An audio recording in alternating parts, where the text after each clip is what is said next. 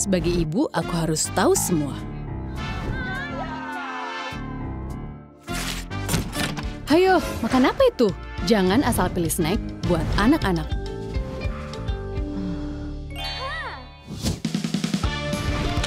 Ku suka ubi. Terbuat dari ubi asli, 100% alami, tanpa bahan pengawet. Kalau ku suka ubi, ibu juga mau. Kriuknya asik, sehatnya logik. Sebagai ibu, aku harus tahu semua. Hayo, makan apa itu? Jangan asal pilih snack buat anak-anak.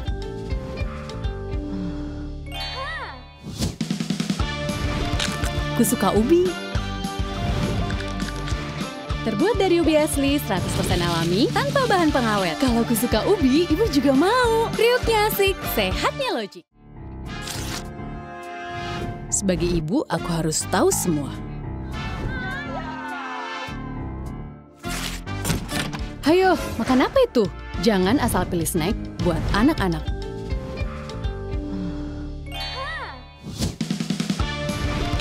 Ku suka ubi. Terbuat dari ubi asli, 100% alami, tanpa bahan pengawet. Kalau ku suka ubi, ibu juga mau. Kriuknya asik, sehatnya logik. Sebagai ibu, aku harus tahu semua. Hayo, makan apa itu? Jangan asal pilih snack buat anak-anak.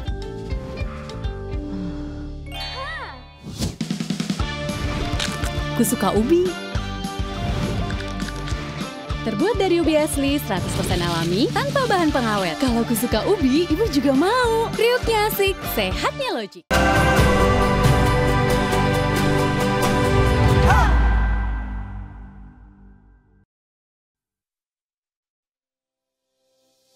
Besaran penderita ginjal di Indonesia meningkat tahun ini. Hal ini dapat dilihat dari melonjaknya pembiayaan pengobatan gagal ginjal akut. Lonjakan ini terdapat di dalam catatan BPJS Kesehatan, di mana angkanya mendekati 2 kali lipat dari 5 tahun sebelumnya. Selaras dengan meningkatnya kasus gagal ginjal, Indonesia saat ini juga menghadapi krisis kekurangan obat terkait pasien transplantasi ginjal.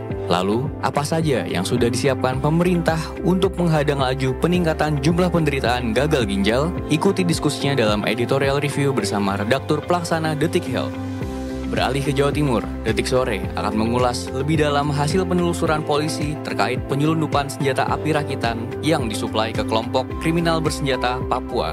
Sejak kapan produksi senjata api rakitan ini beroperasi? Berapa banyak produksi yang sudah dijual? Simak laporan langsung jurnalis Detik Jatim selengkapnya hanya di Indonesia Detik ini. Sementara itu, untuk menambah ilmu investasi, Detik Sore akan kembali menghadirkan Chief Digital Investasiku Firman Marihot. Dirinya akan mengajak kita mendalami bagaimana sentimen pasar mempengaruhi pergerakan harga saham. Curi ilmunya hanya di Sunset Talk. Ikuti ulasan dalam berita-berita menarik Detikcom lainnya hanya di Detik Sore. Tidak ketinggalan pula update terbaru pergerakan pasar saham jelang penutupan IHSG sore ini. Sekarang, mari kita sambut host kita, Akbari Nur dan Eiza Makfira. Detik Sore nggak cuma hore-hore. Woohoo! Welcome back to Detik Sore. Gak cuma hore-hore. Selamat sore semuanya. Hai. Berjumpa dengan kita nih dua host Rasa Maca dan Rasa ijo pandan. Ijo pandan. Iya, ijo pandan. Ya. Dua-duanya bisa jadi apapun ya. Apa pepes tahu bisa juga kan? Iya juga lagi. Iya. Iya benar. Walaupun kayaknya ijonya agak waktu belum dipepesnya kayaknya ya. Bener. Masih seger banget nih. Bener. Hari ini ya. Hai Detikers. Hai, Detikers. Mudah-mudahan gak cuma baju kita aja yang seger. Tapi kamu juga masih seger di tengah-tengah puasanya ya.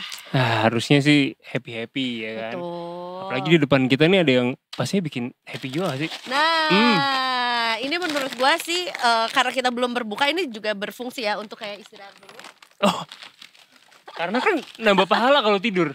Bener kan? Bener kalau lagi puasa. Iya. Apapun juga. Nah, ini ketemu lagi nih kali ini Ku Suka Ubi yang hadir dengan potongan ubi asli. Jadi mau bisa dapetin experience makan ubi asli tapi versinya Kusuka. Ya. Betul, dan ini udah tinggi serat, terus bebas gluten dan pastinya 20% lebih besar ukurannya. Nah, aku lagi pegang yang ubi madu.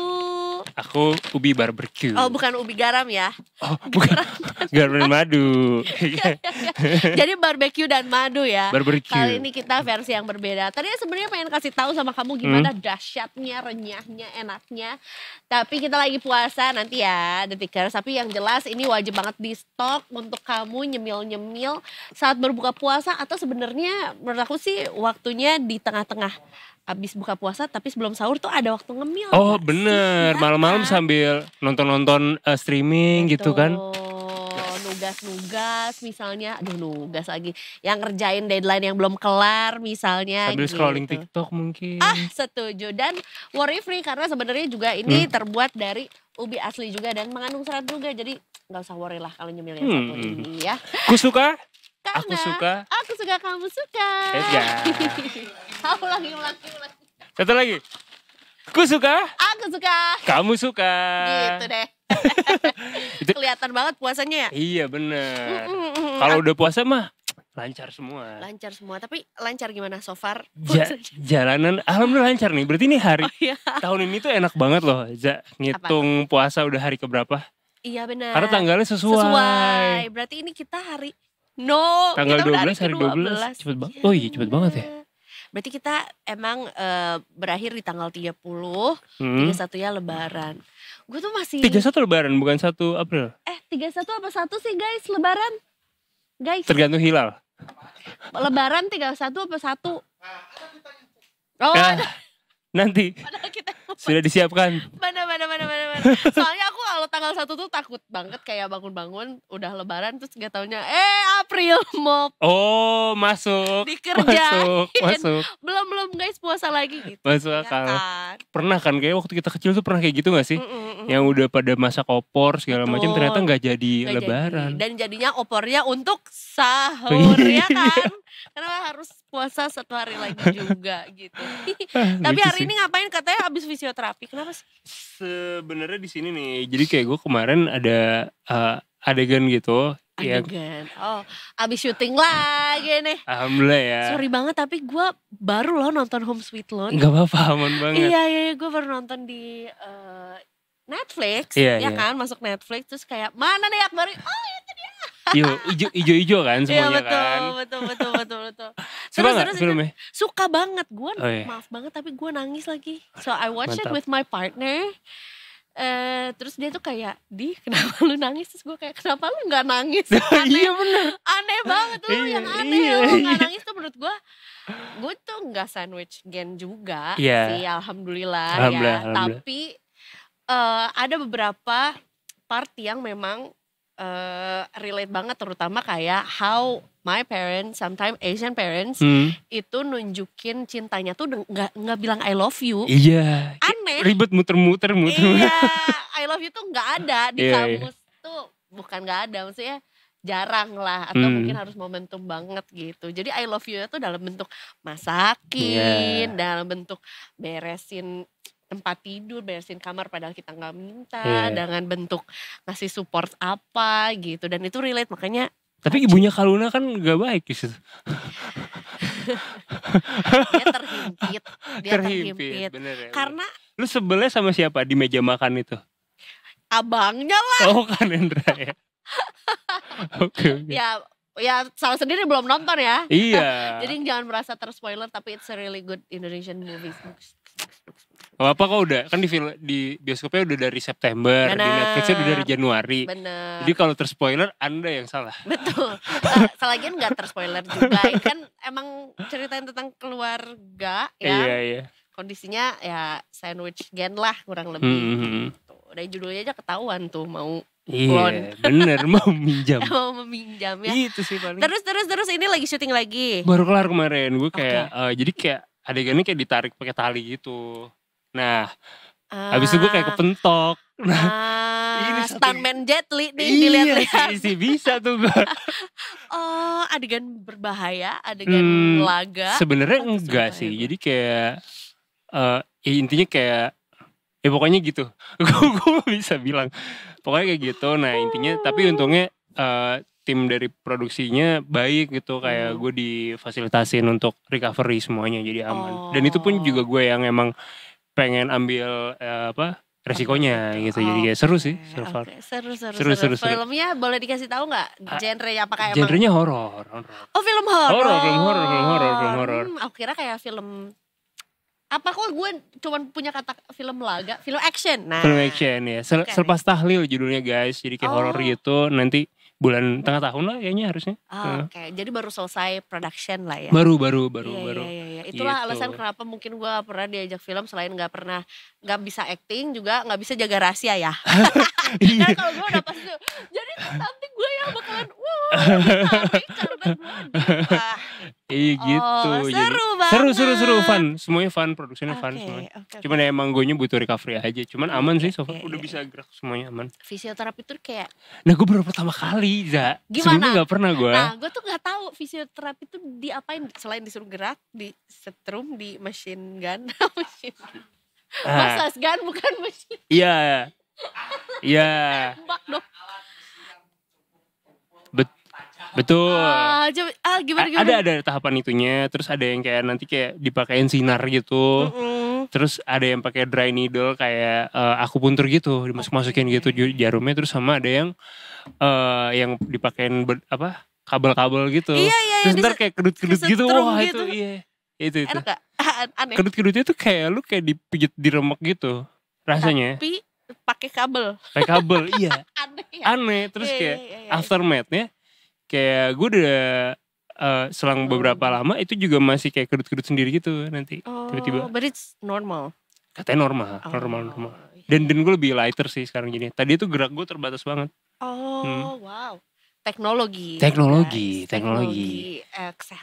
Teknologi kesehatan. Itu dia. Gitu akhirnya gue mencoba hal baru. Lo ada gak hal yang lo baru coba di tahun ini? Apa ya? Tahun ini kayak belum banyak mencoba hal ini baru. Kan studio baru. Oh iya betul, studio. Do you like it? Suka banget. Lebih luas ya? Iya. Tapi gak jadi lebih mencar-mencar gak sih orangnya? Iya sih. Kalau lo di studio sebelumnya kan mungkin orangnya disatuin nih yang di FCR sama di sini. Iya. Jadi kita lebih hangat, lebih ngobrol, lebih belak-belakan. Lebih kayak Famima mau pesen apa Famima? Iya. Lebih banyak bercandanya ya. Ribet. Iya, kalau di sini gede banget sih. Iya. Seru tapi ya. Cuman seru.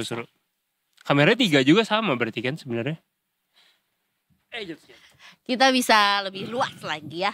Anyways, Detikers, ini sekalian juga kita mau kasih tahu juga karena udah hari ke-12 puasa. Dan gue mengalami juga nih, Aquari ketika jadi udah bolong. Gue no man. Jadi puasa hari ini jauh. Jadi gue tuh tadinya lebaran tuh mau kalau cewek tuh bolong wajar. Iya, betul. Iya. Betul. Di awal soalnya. Jadi gue males ngomongin karena gue tahu gue gak akan bisa dapet sholat id. Iya kan. Karena kan di tanggalannya ya cycle-nya nanti akan ketemu lagi pada saat lebaran juga gitu. Jadi gue agak kayak sad gitu.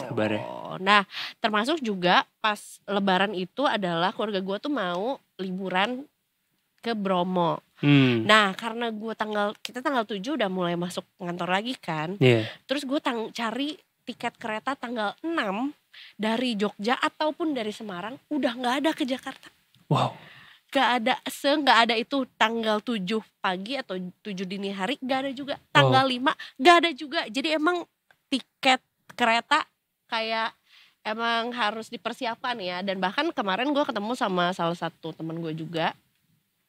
Terus dia bilang yang war tiket untuk mudik itu ada yang udah dimulai dari awal Februari. Wow. Katanya gitu. Jadi Detikers yang mau war tiket kayaknya ya mungkin harus sedikit ancang-ancang gitu. Kenapa tuh? Karena mungkin udah cepet banget. Orang-orang lagi dari kemarin mungkin fokusnya kan war tiket Niki, war tiket Timnas gitu kan. Padahal harusnya war tiket KHI juga penting ya. Untuk mudik juga ya. Walaupun sebenarnya juga ini kata aku malah makin bikin lebih war lagi. Karena KHI katanya bikin flash sale. Wow. Nah loh ini kayak harga mau kalah sama normal. e-commerce ya. Iya kan. harga normal atau harga mudik gitu kan ya, juga ludes-ludes aja, apalagi ini paket pembaharuan tarif khusus baru ya kan, yang nanti akan masuk ke dalam flash sale. Nah, ini Detikers barangkali masih ada energinya untuk war, bisa melakukan warnya di tanggal 18 Maret mendatang. Karena single tarif ini masyarakat tinggal bayar 100.000 untuk kelas ekonomi, kelas bisnisnya Rp200.000 dan kelas eksekutif cuman Rp300.000. Ini adalah untuk kereta api jarak jauh gitu. Dan KAI juga udah menyiapkan 2.000 tiket yang disesuaikan dengan ketersediaan tiket. Nah, program flash sale ini nggak berlaku untuk semua rute ya, dan juga semua tanggal perjalanan. Jadi memang harus dicek dulu kira-kira rutenya mana aja yang masuk ke kategori flash sale ini, tanggal-tanggal mana aja yang masuk ke dalam kategori flash sale ini melalui kanal resmi KAI di KAI Akses, atau sebenarnya yang paling mudah adalah apps-nya. Kalau setahu aku juga udah ada KAI Akses di apps-nya juga. Berminat untuk war cuman 2.000 gua. Lo beruntung nggak kalau war gitu? Wah, sebenarnya enggak. Gue enggak. Lu gimana? Enggak pernah. Gue tuh susah banget dapetin yang kayak war tiket gitu-gitu. Pernah dapet tiket war menang? Enggak, Coldplay jelas enggak. Gue nitip temen terus. Iya kan? Nitip mantan sih waktu itu ya. Gue rencana. Iya. Tapi dapat dia. Dia yang berarti tangannya wangi. Iya, gue udah kayak pakai 3 laptop, 2 handphone gak loading men. Keluarin semua device yang ada di rumah. Ya, karena memang menurut gue juga untuk orang yang jagoan flash sale, jagoan war atau cari flash sale tuh emang butuh skill, atau bukan hanya skill tapi emang tangannya aja wangi gitu. Gitu ya? Iya kan, kayak mau segimana gue usahanya pun Coldplay gagal, Taylor Swift gagal. Terus apa lagi ya yang mesti war lagi? Banyak deh pokoknya. Gagal semua gak dapet. Atau mungkin urge-nya gak terlalu tinggi. Nah gue kemarin gue mau beli tiket timnas kan. Nah gue Garuda ID gue nyampe pas udah sold out. Iya. Jadi kan harus ada kode verifikasinya kan. Nah itu baru muncul pas udah sold out. Ini salah gue sih, emang harusnya bikin Garuda ID kan gak usah mepet-mepet. Iya. Itu dia. Bahkan juga sebenarnya karena bikin Garuda ID juga mudah. Semua orang juga sekarang udah punya Garuda ID. Udah punya? Enggak, partner gue kayaknya. Oke. Nanti mungkin gue. Lo harus bikin, kalau nggak lo nggak bisa nonton lo. Tapi kan satu orang nggak cuma bisa beli 1 tiket kan? Atau satu Garuda ID? Satu Garuda ID 1 tiket. Oh wow. Iya. Gue baru tahu. Biar nggak dibajak calo. Bagus sih sebenarnya. Bagus, semangat ya untuk Detikers yang memang juga hobinya adalah nge-war. Tapi kalau harga normalnya itu berapa sih biasanya? Kalau lu biasanya kalau ke Jogja atau apa? Ini kan 300.000. Ya. Nah, gue tuh seingat gue ya. Nah, the last time gue ke Jogja pakai kereta itu adalah 2.000. Eksekutif 500. Oh tuh, thank you mas. Enggak, bahkan ada yang 800.000 mas. Wow. Jadi panoramik ya? Yang panoramik gitu berapa tuh? Enggak. Panoramik gak nyampe ke Jogja. Oh gak nyampe. Pokoknya aku dari Bandung ya waktu itu ya. Dari Bandung ke Jogja ekonomi itu 190 gitu ya. Pokoknya gak sampai 200.000. Apa 170.000 gitu ke Jogja. Terus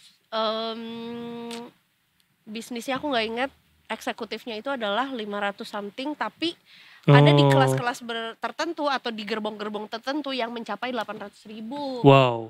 Gitu. Jadi flash sale ini benar-benar menguntungkan sih sebenarnya. Iya kan. Ayo silakan flash sale 18 Maret. Apalagi kalau misalkan nanti udah cair duluan ya kan. Udah cair? Belum bro. Apanya dulu nih? Gak tahu. Invoice saya masih nyangkut semua. Tapi kalau buat teman-teman PNS nih, THR ini bakal cair nanti di tanggal 17 Maret katanya. Wih, counting today. Tinggal 5 hari lagi. Oke. Tinggal 5 hari lagi. Dan katanya Juni nanti tuh giliran gaji ke-13. Jadi kemarin Presiden Prabowo Subianto resmi mengumumkan kebijakan pencairan THR untuk ASN, PNS dan juga P3K, TNI atau Polri dan juga pensiunan Ini semuanya kayak gitu. Dan semua pegawai pemerintah mulai dari PNS, prajurit TNI Polri, hakim, pegawai pemerintah dengan perjanjian kerja PK. Terus ada juga ASN sejumlah 9,4 juta orang akan menerima THR pemerintah. Dan pencairan THR ini dimulai dari tanggal 17 Maret 2025 atau sekitar ya itu 2 minggu mau lebaran berarti ya. Karena kemungkinan jatuhnya tadi 31 Maret kan. Jadi lumayan lah, enak lah, masih ada 2 minggu tuh buat belanja. Mau belanja baju ini, mau belanja begitu ya kan. Outfitnya mau samaan sama keluarga ya kan, bisa kan. Pakai dari THR-nya ini. Jadi bukan cuma THR aja. Prabowo juga memastikan gaji ke-13 para abdi negara ini akan cair dan pencairannya akan dilakukan mulai Juni 2025 sesuai dengan mulainya tahun ajaran baru pendidikan di Indonesia. Prabowo memaparkan hitungan THR dan gaji ke-13 diberikan sebesar gaji pokok, tunjangan melekat, dan juga tunjangan kinerja secara 100%. Bagi ASN daerah, besaran THR diberikan sama dengan ASN pusat, hanya saja disesuaikan dengan kemampuan daerah masing-masing. Sementara buat yang pensiunan nih guys ya, buat yang pensiunan, itu dikasihnya uang pensiun bulanan masing-masing. Menarik. Karena sebenarnya juga ya sejatinya uang THR kan memang dihabiskan untuk hari raya. Oh iya, ya namanya kan? aja itu ya. Karena memang jatahnya untuk hari raya juga. Jadi I think it's the faster the better gitu loh. Karena kayaknya makin cepat turun. Gue gak tahu teorinya, nanti mungkin gue akan tanya juga ya teorinya apakah valid atau enggak. Tapi semakin cepat turun THR itu untuk baik itu PNS, baik itu mungkin para pegawai swasta juga gitu ya. Makin cepat juga perputaran uangnya. Karena makin cepat belanja. Nanti ini belanja misalnya belanja hampers, yang tukang hampersnya belanja ke distributornya, cepat belanja nastar, tukang nastar belanja ke pasar, orang pasar beli baju untuk anaknya, dan cepat perputarannya bakal lebih cepat kalau misalnya THR lebih cepat lagi turunnya gitu. Ya hari ini overacting banget ya, mic-nya sampai jauh-jauhan, sorry. Tapi kalau di kilas balik lagi gitu ya, zaman lo kecil THR lo beli apa, ingat gak? Aduh. Yang momentum gitu, misalnya kayak wah ini barang impian banget, akhirnya bisa kesampaian gara-gara THR gitu. Mungkin atau dititipin ke nyokap terus hilang. Enggak. Aduh, terima kasih ya, ternyata nyokap gue bukan tipe nyokap yang begitu. Walaupun mungkin gue kalau jadi mama bisa jadi mama yang kayak begitu ya. Tapi kayaknya ganti handphone deh. Nice. At that time. Nokia? Iya, ada momen gue pakai Nokia Engage yang game itu. Gaul banget. Gila. Tomboy. Gaul banget. Main Tony Hawk Pro Skater ya? Iya kan. Gila. Atau enggak yang Explode gak? Lupa lagi gue. Yang pakai Bluetooth gitu dulu bisa battle. Lupa gue. Tapi harus sama Engage lagi kan, setahu gue. Iya. Iya. Lo apa yang dibeli dengan uang itu THR? Gue inget banget yang cukup momentum ya akhirnya. Gue kan bertiga sama adek gue, kita beli ini PSP. Seru banget. PlayStation Portable, terus ya udah, terus seneng, terus adek gue bawa ke sekolah, terus hilang. Hilang serem sih. Hilang dicopet temennya gitu katanya. Ya ada aja ya. Ada aja. Ada aja kisah anak. Tapi itu seru banget sih. Iya. Yang kecil bisa beli barang impian gara-gara THR. Kayaknya kalau sekarang dewasa ini, apakah masih membeli barang impian dari THR? Kayaknya masih lah ya. Tapi mungkin emang lu dapet THR? Gue gak dapet. Enggak, gue men-THR kan diri sendiri. Iya kan. Karena kan gak ada kantor ya. Kita adalah freelance ya. Jiwa yang free juga. Tapi ini jadi kepo juga ya sebetulnya. Ini udah dikasih tahu belum ya jadwal pembagian THR Lebaran 2025 PNS? Tadi THR dan gaji ke-13 tahun 2025 ini akan diberikan kepada seluruh aparatur negara di pusat dan di daerah, termasuk PNS, PPPK, prajurit TNI dan Polri, dan para hakim serta para pensiunan dengan jumlah total mencapai 9,4 juta orang atau 9,4 juta penerima ya gitu. Nah THR aparatur negara akan dibayarkan 2 minggu sebelum hari raya atau yang tadi dimention juga yaitu adalah 17 Maret. Dan gaji ke-13 aparatur negara akan dibayarkan pada awal tahun ajaran baru sekolah yaitu adalah pada Juni 2025 gitu. Nah sementara untuk jadwal pembagian THR 2025 pegawai atau buruh perusahaan itu juga udah diatur dalam surat edaran Menaker nomor M/2/HK 0400/3/2025 ya. Ini tuh THR keagamaan akan diberikan kepada pekerja atau buruh yang telah mempunyai masa kerja 1 bulan secara terus-menerus atau lebih. Enak banget ya kalau masuk ke bulan Februari langsung dapat berarti. Betul, prorate tapi kali. Oh prorate benar. Kemudian juga pekerja atau buruh yang mempunyai hubungan kerja dengan pengusaha berdasarkan perjanjian kerja waktu tidak tertentu atau perjanjian kerja waktu tertentu. Nah ini wajib untuk dibayarkan oleh perusahaan 7 hari sebelum hari raya. Jadi detikers yang memang pekerja swasta gitu ya kurang lebih 7 hari menjelang lebaran. Bosnya udah keburu mudik, nah susulin dah tuh. Iya. Harus kejar aja. Dikejar untuk dapet THR ya. Gitu. Besarannya, ada gak ya besarannya? Oh ya, pekerja atau buruh yang telah mempunyai masa kerja 12 bulan atau lebih, upah 1 bulan dihitung berdasarkan rata-rata upah yang diterima selama 12 bulan terakhir, betul. Ya.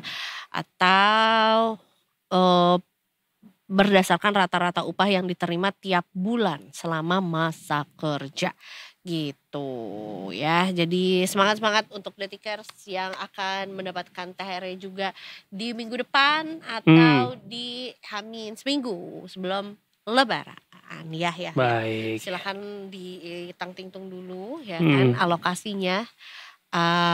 Atau enggak ya habisin aja lah. Kalau di harian lepas bisa dapat juga ya? Dia lagi mencari apakah pekerja lepas bisa. Sebenarnya bisa sih. Oh. Bisa. Secara peraturan ada. Iya gitu. Kamu mau menagih siapa? Gak tahu. Yang merasa aja. Banyak ya. Oh yang merasa. Oke. Oh menarik ya. Nah, apa-apa toh hasil temuannya apa? Gimana katanya? Ini tadi ya kan pekerja buruh yang mempunyai masa kerja 12. Ini tadi sama kayak lu 12 bulan tapi udah setahun berturut-turut ya. Bener. Terus masa kerja kurang dari 12 bulan, upah 1 bulan dihitung berdasarkan rata-rata yang diterima tiap bulan. Berarti prorate ya. Itu jatuhnya ya. Bener. Jadi gimana? Surat terbuka dari Akbari untuk untuk siapa? Untuk siapa? Tapi udah ditentukan nih detikers kalau lebaran sudah diprediksi akan masih diprediksi. Udah ditetapkan. Sorry. Lebaran sudah ditetapkan tanggal 31 Maret. Tok. Ya, jadi Menteri Agama Nasaruddin Umar ini menyampaikan Hari Raya Idul Fitri 2025 ini diprediksi jatuh pada tanggal 31 Maret 2025 ya. Tapi waktu Lebaran kemungkinan akan sama dengan Muhammadiyah yang telah menetapkan 1 Syawal.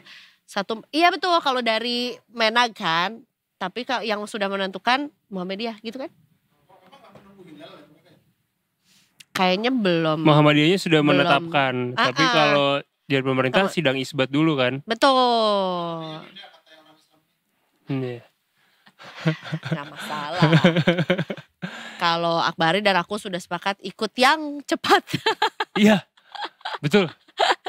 Iya benar. Yang cepat biar bisa cepat salam-salaman, cepat posting kan. Karena kalau postingnya duluan likes-nya lebih banyak. Oh gitu ya? Iya. Nah ini bakar sosmed ini. Hacks ya. Live hacks jadi duluan ya. Iya karena kalau udah yang lainnya kan udah males gitu loh ngucapin maaf lahir batinnya gitu. Komennya udah keseringan gitu. Jadi males kan.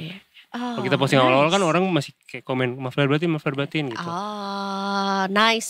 Engagement naik. Jadi bolehlah mengikuti. Engagement gue naik soalnya cuma pas ulang tahun, tahun baru sama hari raya. Enggak, engagement lu tuh naik kalau lu berani menyuarakan sesuatu. Menurut ketemu ibu-ibu di bioskop. Nah itu salah satunya, ya kan. Abis ini kita masih akan balik lagi Detikers, masih akan ada yang kita obrolin juga. Kita di Indi cukup menarik nih soal adanya penemuan perakitan senjata api ilegal. Wow, GTA. Nah, barangkali ya kan UMKM membuat usaha dari rumahan. Bener. Tapi kali ini senpi yang ilegal. Tapi nanti ya. Yeah. Jangan kemana-mana ya. Abis satu ini kita mau baca ini dulu. Nutrition facts-nya Kusuka. Oke. Pokoknya masih di Detik Sore. Gak cuma hore-hore. Kusuka, aku suka, kamu suka. Tenang. Iya. Tenang. Namanya juga kita lagi puasa ya. Kita udah gak sabar juga Detikers untuk mencoba ini. Walaupun sebenarnya bukan mencoba sih. Kalau gue udah sering melihat ini mencium seliweran. aromanya nanti. Nah, itu sebenarnya gak membatalkan puasa tau? Enggak. Coba deh. Coba ya. Nah, itu makruh aja. Iya benar. Karena yang membatalkan puasa itu makan dan minum. Kalau menghirup aroma nikmatnya Kusuka itu tuh enggak membatalkan puasa. Apa? Akbari ya. Iya. Ini tapi ubi asli guys. Jadi tinggi serat juga dan menurut gua layak dicoba karena ini paket yang ini nih, packagingnya 20% ekstra. Iya betul. Dan tentunya juga ini aman banget untuk kalau misalnya Detikers buka puasanya nggak bisa sama yang terlalu harsh gitu. Aman aja karena ini juga gluten free gitu. Jadi aman untuk kamu yang juga perutnya mungkin gampang bloated di bulan puasa. No worries. Ada 2 pilihan rasa, ada rasa madu. Dan juga barbecue. Gitu. Aku suka. Kamu suka. Kita break dulu Detikers. Habis ini kita akan balik lagi masih di Detik Sore. Gak cuma hore-hore.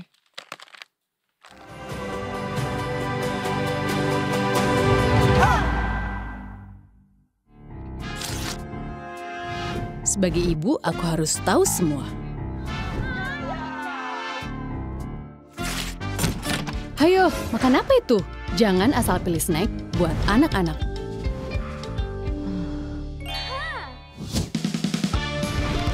Kusuka ubi.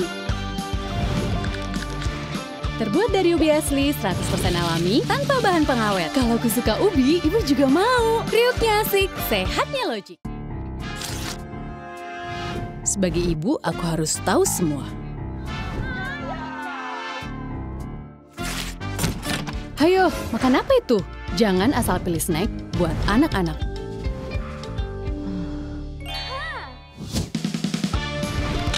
Kusuka ubi. Terbuat dari ubi asli, 100% alami, tanpa bahan pengawet. Kalau Kusuka ubi, ibu juga mau. Kriuknya asik, sehatnya logik. Sebagai ibu, aku harus tahu semua. Hayo, makan apa itu? Jangan asal pilih snack buat anak-anak.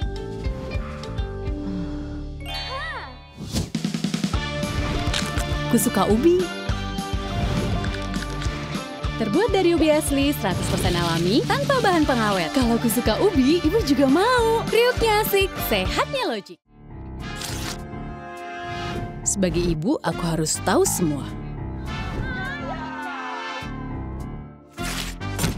Hayo, makan apa itu? Jangan asal pilih snack buat anak-anak.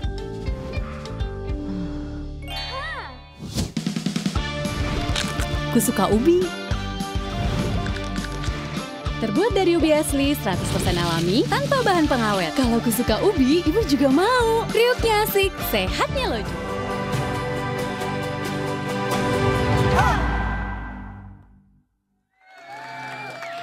Welcome back to Detik Sore. Gak cuma hore-hore. Mau buka pakai apa, Akbari? Pastinya pakai Kusuka satu ya kan.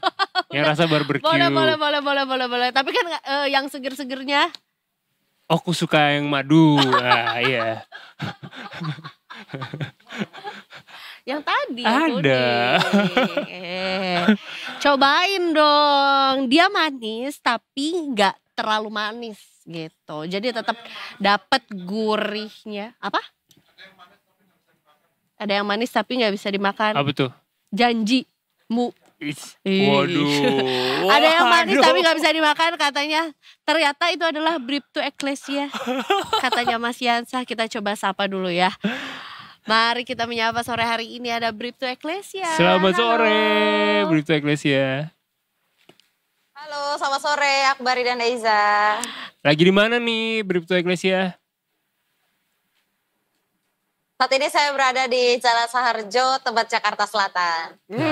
Apakah dapat terlihat dalam pandangan mata ke kanan ataupun ke kiri tajil-tajil sudah bermunculan atau belum Bribtu Ecclesia?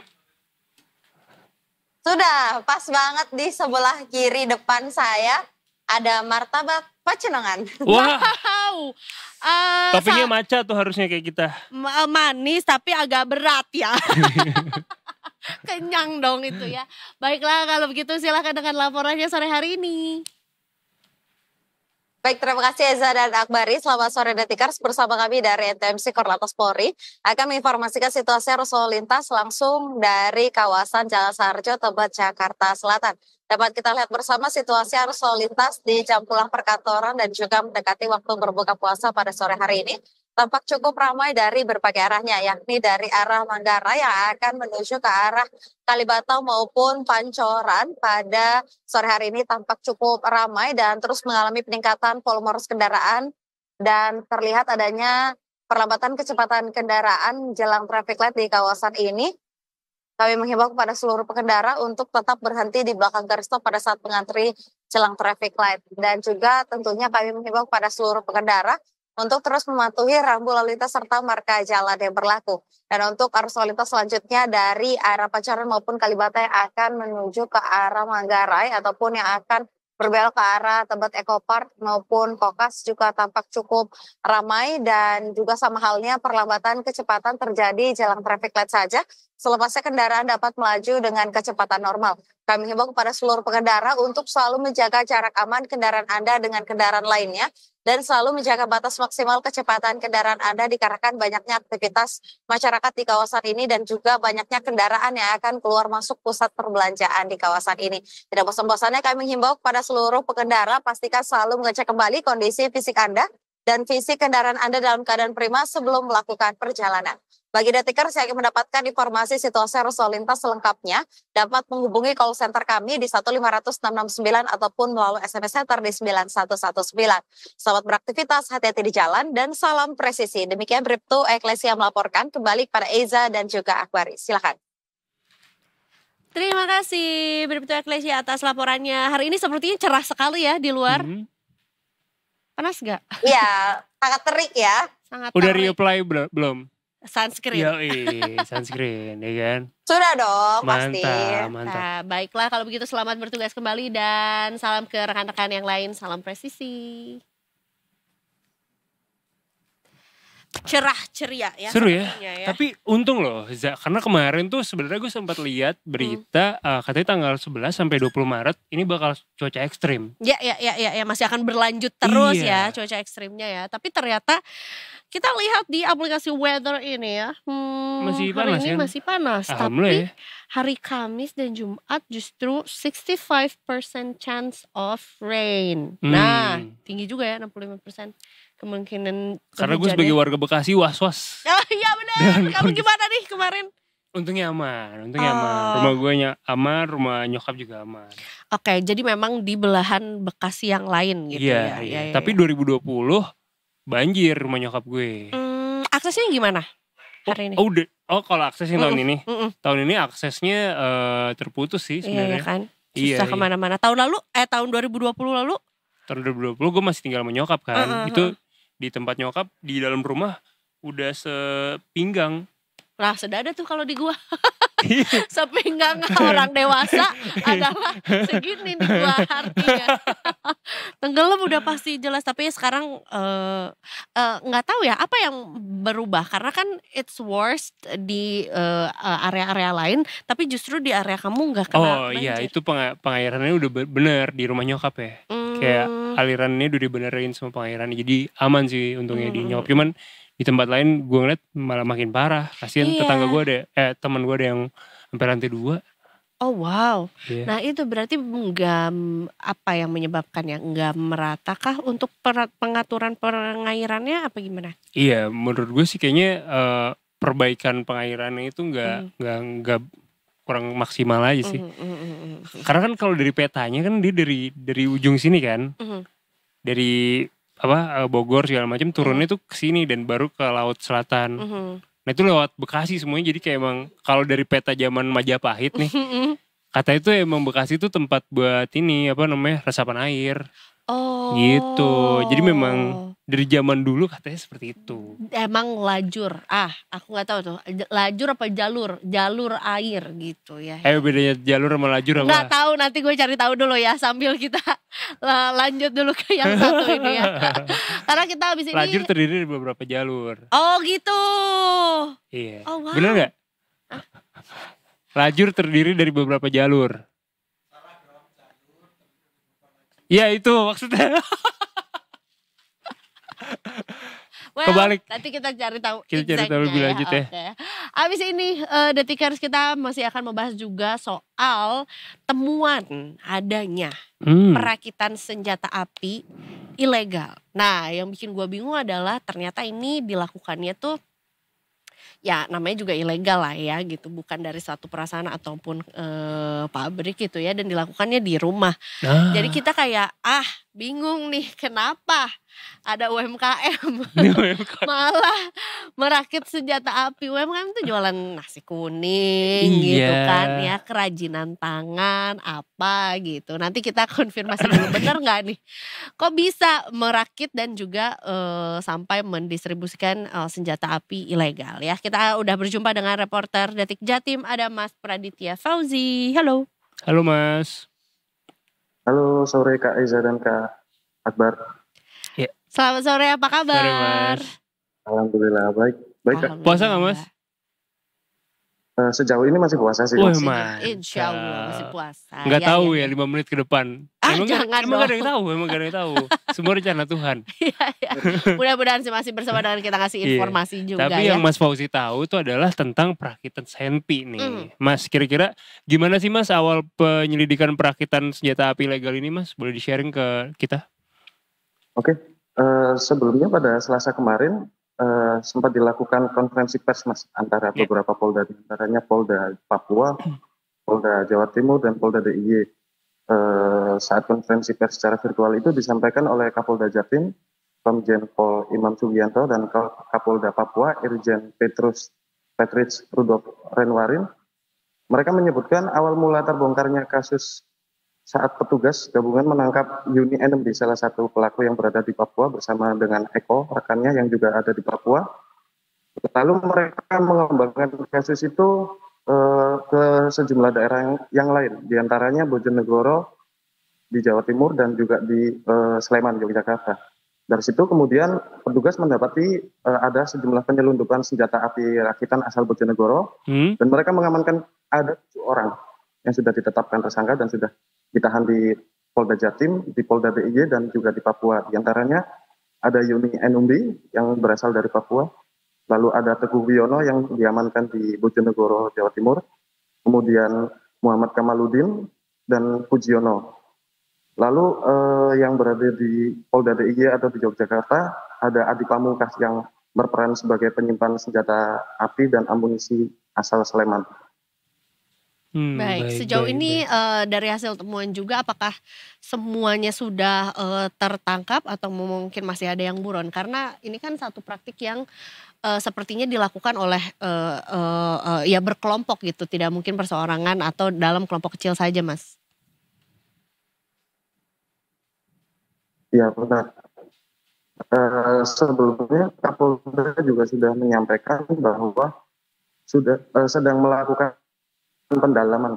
Jadi dilakukan oleh kepolisian untuk mencari siapa terduga pelaku lain, barang bukti, dan juga kasus ini juga masih dikembangkan dengan tim Satgas Gabungan Damai Karten yang dilakukan sejak tanggal 6 hingga 9 Maret dan sampai sekarang juga masih dilakukan penyelidikan lebih lanjut. Baik, Mas tadi sempat mention barang bukti. Kira-kira barang buktinya apa aja Mas yang udah dikumpulin sama pihak kepolisian?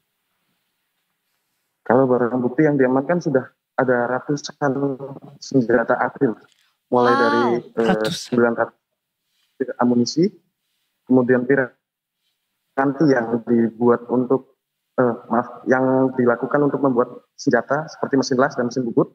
Kemudian ada juga mobil pickup. Untuk temuan di Bojonegoro sendiri ada 5 pucuk senjata api rakitan. Wow, ini jumlah yang besar ya Mas ya. Padahal tadi aku bercandain adalah ini kayak UMKM ya membuat. Ya gue pikir paling cuma sedikit gitu kayak. Gitu iya atau sesuatu yang DIY apa sih gitu ya maksudnya kerajinan tangan atau apa, tapi ini dilihat dari barang bukti yang ditunjukkan dalam video juga sepertinya juga memang butuh sentuhan profesional gitu. Ini bukan UMKM lagi udah industri nih. Betul gitu. Nah kemudian dijual kemana atau dari mana kemana nih alur mereka dapat barang supply-nya kemudian dibuat dan akhirnya dijual kemana sih Senpi ini gitu Mas? Kalau berdasarkan pendalaman dari Ditreskrimum Polda Jatim bersama Polda Papua dan juga DIY, mereka menjual dari Bojonegoro sendiri langsung dikirim ke Papua. Jadi awalnya ini dari salah satu pelaku, Teguh Wiono yang bertugas sebagai produsen, mereka juga mengemas ini melalui Uni NMB yang sudah diamankan terlebih dulu di Papua. I see. Baik. Mas, ini kan kalau kita lihat kan sebenarnya kalau misalkan ngerakit Tamiya kan kita bisa belajar di YouTube gitu ya, atau di mana gitu kan. Nah ini belajarnya dari mana sih? Karena kan ngerakit Senpi bukan pengetahuan umum. Kira-kira bisa di-sharing mungkin? Lalu untuk keterangan sebelumnya Mas yang disampaikan pada saat konferensi pers oleh Ditreskrimum Polda Jatim, Kombes Farman, beliau mengatakan salah satu tersangka asal Bojonegoro yang bernama Teguh Wiono itu yang termasuk produsen juga, dia mempelajari dan memproduksi senjata api ilegal ini berawal dari keisengannya membongkar pasang senjata angin. Jadi dia melakukannya secara otodidak. Karena sudah terbiasa, Teguh mulai mempelajari cara membuat senjata api menggunakan alat bubut, lalu menggunakan mesin las yang ada itu. Lalu mereka kembangkan untuk memproduksi senjata api yang dipesan oleh Uni NMB dan rekan-rekannya tersebut. Wow, berawal dari iseng. Iseng berkarya nih. Berkarya, tapi ini yang digunakan ilmunya untuk sesuatu yang ilegal ya, yang berbahaya juga. Dan kemudian dari satu orang yang mempelajari dan juga menguliknya secara otodidak gitu ya Mas ya, kemudian diajarkan kepada rekan-rekannya yang lain sehingga juga di sana bisa merakit senjata api dengan jumlah yang cukup besar ya Mas ya? Iya betul. Oke. Nah ini sekalian juga bertanya, udah berapa banyak yang telah berhasil diciptakan gitu ya senjata api dan berapa banyak yang sudah terjual gitu Mas? Sempat ada datanya nggak? Kalau di Polda Papua dan Polda DIY mungkin saya pribadi belum mendapat datanya Mbak. Tapi kalau untuk di Jawa Timur sendiri di Bojonegoro ada 982 butir amunisi, kemudian ada alat las dan alat bubut, serta 5 pucuk senjata api rakitan yang sudah diamankan dan dihadirkan saat konferensi pers kemarin. Iya. Wow. Berarti sesuai yang ada di keterangan press conference kemarin berarti ya? Betul. Dan kalau dilihat sebetulnya Mas, kita sempat lihat juga nih foto-foto penampakan rumahnya itu sebetulnya rumah biasa ya Mas ya di Bojonegoro ya? Apakah itu rumah sewaan atau siapa pemilik rumahnya Mas? Sejauh ini masih didalami oleh kepolisian Kak. Tapi kalau untuk pengakuan dari tersangka sendiri itu memang rumah dari Teguh, salah satu pelaku. Iya loh, ini Detikers kalau mungkin juga sempat mampir ke halamannya Detik Jatim, ini ada beberapa foto ya hasil tangkapannya juga seperti apa penampakan rumahnya gitu ya. Rumahnya ya rumah sederhana wargi aja aja, gitu. rumah Iya, biasa aja bener. gitu. Tidak menjaga kalau tidak menyangka kalau di situ menjadi gudang pembuatan senjata api juga. Baiklah, Mas Praditya, nanti kita akan ada pendalaman lagi dari kepolisian atau mungkin akan ada sidang lanjutan atau seperti apa update-nya? Sejauh ini polisi masih melakukan pengembangan, Kak. Jadi kasus itu dikembangkan antara Polda Jawa Timur, Polda Papua, Papua Barat, dan Yogyakarta. Salah satunya termasuk pemasok amunisi atau peluru yang didapat dari para tersangka ini. Baik. Jadi nanti kita tunggu updatean lebih lanjutnya pasti ya Mas ya. Terima kasih banyak atas laporannya. Semoga yang ilegal-ilegal banyak yang terbongkar lagi dan segera ditindak. Betul, dan semoga nggak ada lagi karena ini tentunya juga membahayakan. Resiko, takutnya juga memberikan inspirasi untuk yang lain gitu. Kalau UMKM udahlah yang gampang-gampang aja lah. Kalau mau ngulik yang biasa-biasa Rakit Tami aja lah. Baiklah, terima kasih banyak Mas. Semoga nanti kita berjumpa lagi dalam berita-berita berikutnya ya. Sehat selalu Mas Praditya Fauzi. Selamat ngabuburit. Terima kasih. Baik. Ngeri kan ya. Iya. Dan ternyata temuannya banyak juga. Yang artinya juga ratusan tadi kayak. Ratusan. Gue gak nyangka. Gue pikir kayak ya paling hitungannya puluhan lah paling banyak gitu. Ratusan. Berarti juga perlu didalami nih udah berapa lama sebetulnya praktik ini laksanakan gitu ya. Dan sudah sampai mana aja tuh senjata apinya. Berarti nanti sebetulnya kita punya potensi untuk bikin pabrik senjata api tapi yang legal-legal yang aja legal gitu. Nanti bisa jadi Iron Man ya kan. Bener. Iya. Baiklah kalau gitu nanti habis ini kita akan balik lagi ya tentang bursa saham ya, market review ya. Boleh. Jadi jangan kemana-mana, masih di Detik Sore. Gak cuma hore-hore.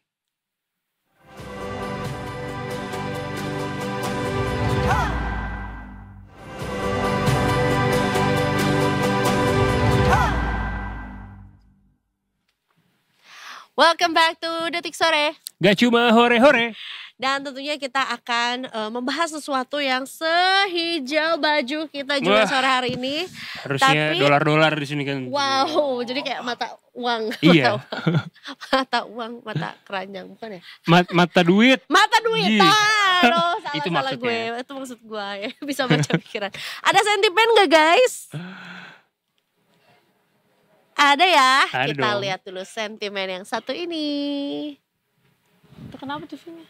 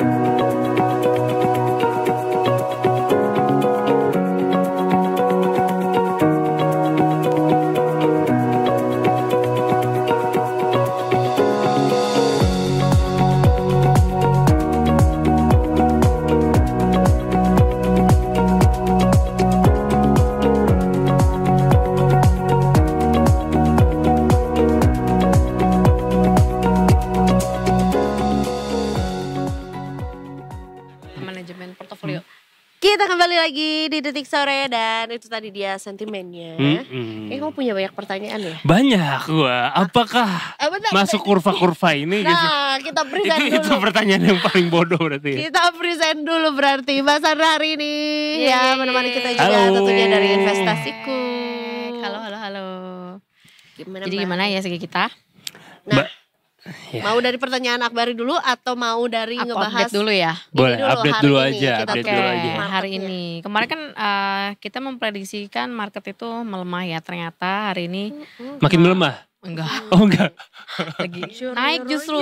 Oh bagus. Asia termasuk naik ya dibandingin marketnya luar nih, market Amerika ya. Karena Amerika tuh masih tidak jelas tentang kondisi perang-perang dagangnya itu loh, masih memanas. Terus kalau dari kita itu terus sengat naik itu karena ada sentimen positifnya perbankan nih, lagi RUPS nih bulan-bulan ini. Terus mereka mau bagi-bagi dividen gitu. Dan masih ditambah kenapa ISG hijau itu sektor teknologi masih menguat. Kayak hari ini aja teknologi kita tuh udah naik di sektor teknologi market Indonesia ya, udah naik 5%.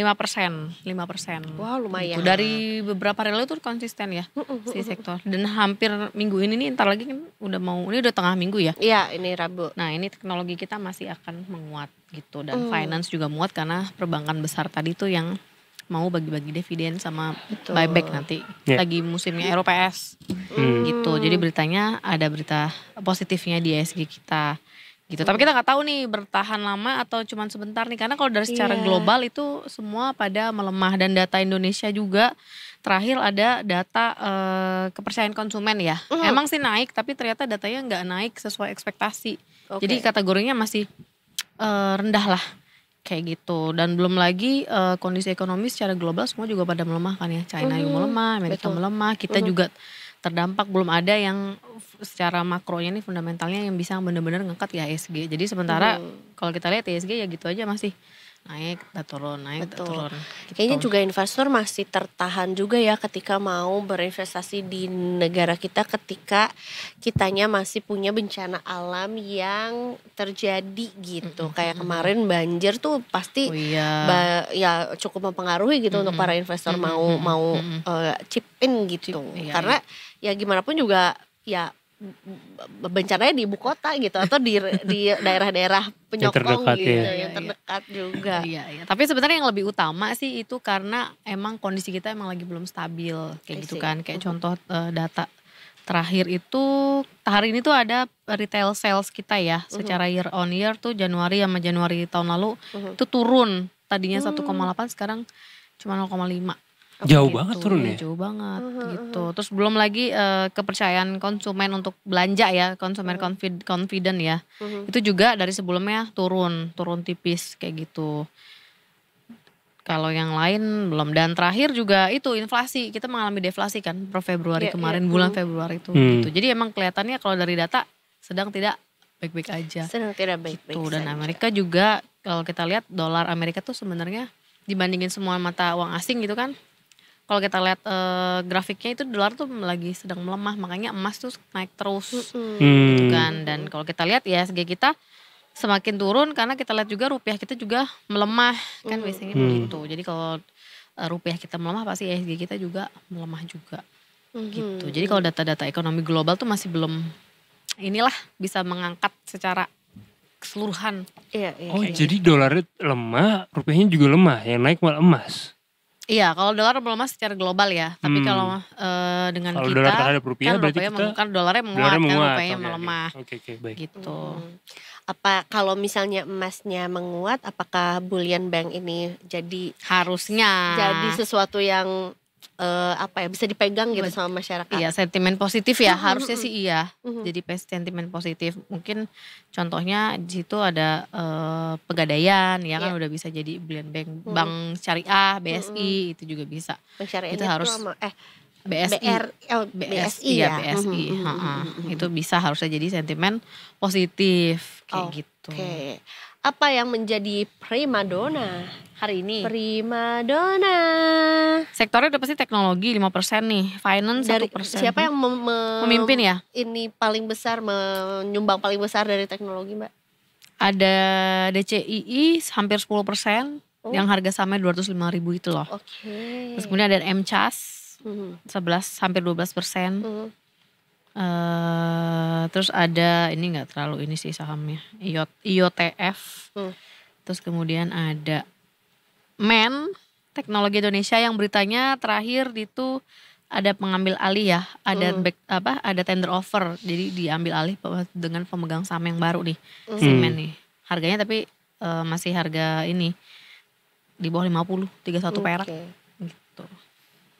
Udah itu sih yang tertinggi gitu. Dan kalau finance sudah pasti ya, BCA, BRI rata-rata hampir 3%, Mandiri, BNI, BRIS, BBTN itu yang terbesarnya. Betul. Gitu. Sama apa ya satu lagi? Oh ini non cyclical didukung Indofood, CBP, nah saham-saham retail ya yang untuk jangka panjang sebenarnya oke, bagus gitu. Oke. Dari health Mbak, kesehatan hari ini kalau kita lihat semuanya hijau ya, yang merah cuma properti doang. Oh, I see. Kalau health kesehatan itu kesehatan. Iya, Mika, Mitra Keluarga, Temposcan Pasifik. Ya, tapi naiknya nggak terlalu signifikan sih. Dan naiknya tipis ini cuma 0,15 sektornya. Per hari ini paling banyak ke teknologi, finance sama cyclical. Non cyclical. Kalau properti bisa jadi merah gitu faktornya apa Mbak kira-kira? Kalau merah ini sebenarnya kan properti emang wajar ya merah karena suku bunga. Kaitannya suku bunga. Selama suku bunga masih tinggi, kalau suku bunga masih tinggi berarti kan itu terakibat karena inflasi. Inflasi tinggi jadi suku bunga bank-bank itu pasti bikin suku bunga tinggi biar orang nggak pada belanja nih kan, pada balik lagi ke bank. Nah ini kita lagi berada di era masih suku bunga tinggi gitu. Ntar kalau ekonomi udah bisa berjalan lagi, walaupun PPN 0% tuh. Iya, tetap ya. Tetap. Kayak Amerika juga kita juga masih di sini menunggu data ini nih suku bunga The Fed diturunkan. Tapi suku bunga The Fed masih lihat juga data-data ekonomi Amerika. Selama ini data-data ekonomi Amerika emang ada melemah, cuman nggak yang melemah banget. Jadi mereka masih bertahan, belum mau menurunkan gitu. Jadi dia tetap lihat lagi data, lihat-lihat kebijakan Trump gitu. Yang jadi fokus kebijakan Trump itu adalah sekarang yang perang dagang, perang tarif. Terakhir kan sama Kanada Meksiko ya, dibilang mau kasih 100% tarif ya untuk kalau misalnya Kanada mau ekspor ke Amerika. Ternyata berita terakhir berubah lagi jadi 50%. Gitu. Jadi ya ini masih kita lihat lah karena kebijakannya belum yang bener tok palu gitu loh. Masih maju mundur sebentar mundur sebulan kayak gitu. Menunggu angin gitu ya. Wait and see. Ada saham yang cita-cita ingin dimiliki? Udah punya belum? Belum punya saya. Punya dong. Baiknya apa? Baiknya semua orang bilangnya pasti bank-bank yang warna perbankan, biru. Iya betul, kan? Karena kan lagi murah. Tapi kalau masih takut-takut sama perbankan karena kan beritanya ada Danantara, ada Koperasi Merah Putih gitu kan. Ya udah bank swasta aja dulu yang besar, BCA gitu. Itu boleh kita beli cicil dulu kan untuk investasi gitu. Tapi kalau bank perbankan mau buat investasi juga gak masalah sih sebenarnya. Cuman ya mungkin agak long term ya. Gitu. Jangan panikan. Iya, karena turunnya ini masih belum tahu nih. Ini emang sekarang lagi naik nih dari minggu lalu ya. Tapi kita nggak tahu kenaikannya beneran kenaikan stabil atau kenaikan sesaat doang nih. Gitu. Sentimennya berarti sebetulnya sentimen tuh kadang-kadang ada yang memang perlu dimasukkan ke hati, ada yang memang ada yang kita harus tahu sentimennya jangka panjang atau jangka pendek nih. Kalau jangka pendek jangan terlalu bereuforia gitu, masih bisa turun. Kalau emang sentimennya kayak suku bunga turun itu kan jangka panjang ya, kita boleh tuh nih saatnya masuk gitu. Jadi pertimbangan besar juga. Nih sebenarnya Akbari kalau ataupun juga Detikers yang mau belajar lebih lanjut, mau tanya-tanya lebih lanjut juga bisa ya Mas Andra ya. Coba kita munculkan magic. Ini dia. Cering. Belum? Discord investasiku. Ini ya. Ada apa Mas Andra kalau kita habis nge-scan itu? Ada rekomendasi saham by AI.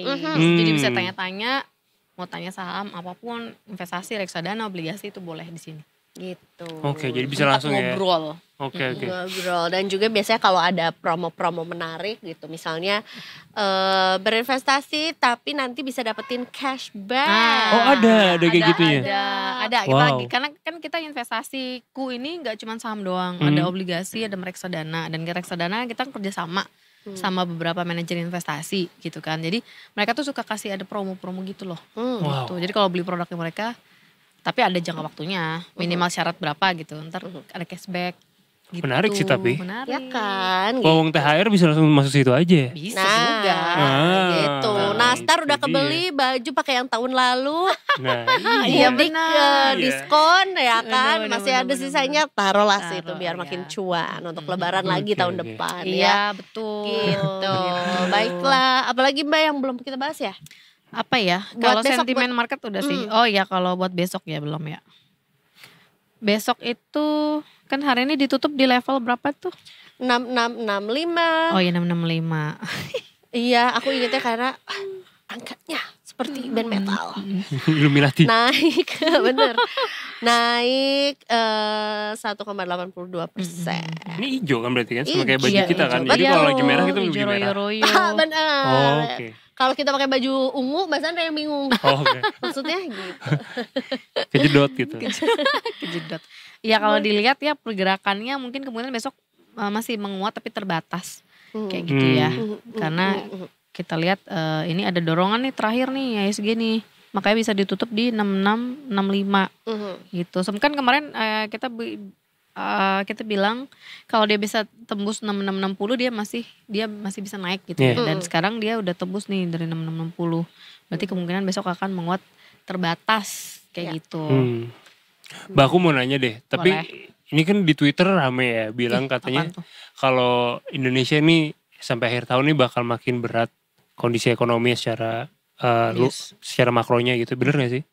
Bener. 2020 ini tahun yang sangat tough sih menurut aku ya, karena emang kalau krisis itu kan periodenya ada 5 tahun sekali, 10 tahun sekali ya. Kemarin kan kita krisis tuh gara-gara COVID kan COVID. Bencana yang tidak ya tiba-tiba lah yang gak diinginkan Gak ada grafiknya yang gitu kan. Gak ada prediksinya. Biasanya kalau misalnya COVID itu gak ada ya 10 tahun dari krisis yang sebelumnya itu 2000 berapa?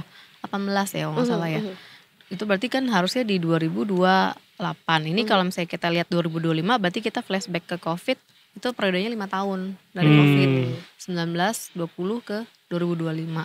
Gitu. Ya, tapi kan kita sudah menghadapi berbagai krisis nih di Indonesia ya. Betul. IHSG kita ya. Harusnya kita percaya, yakin. Dan semoga dana Antara itu benar-benar terrealisasi bisa masuk ke pasar modal Indonesia. Nggak cuman yang real sektor aja. Kan boleh kan dananya itu boleh pasar modal juga.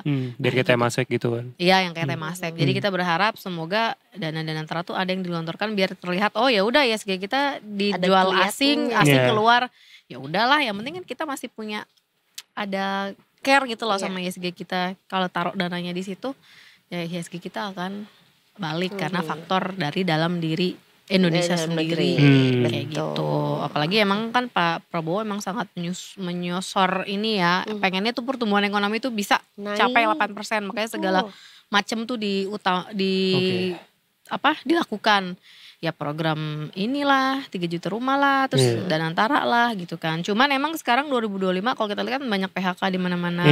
Konsumsi masyarakat juga sedang melemah. Masyarakat menengah ke bawah ya. Bukan yang ke atas ya, bukan yang orang-orang atas itu, yang menengah ke bawah. Karena kan kalau kita termasuknya masih negara berkembang, masih tergantung ekonomi kita tuh yang masyarakat menengah ke bawah.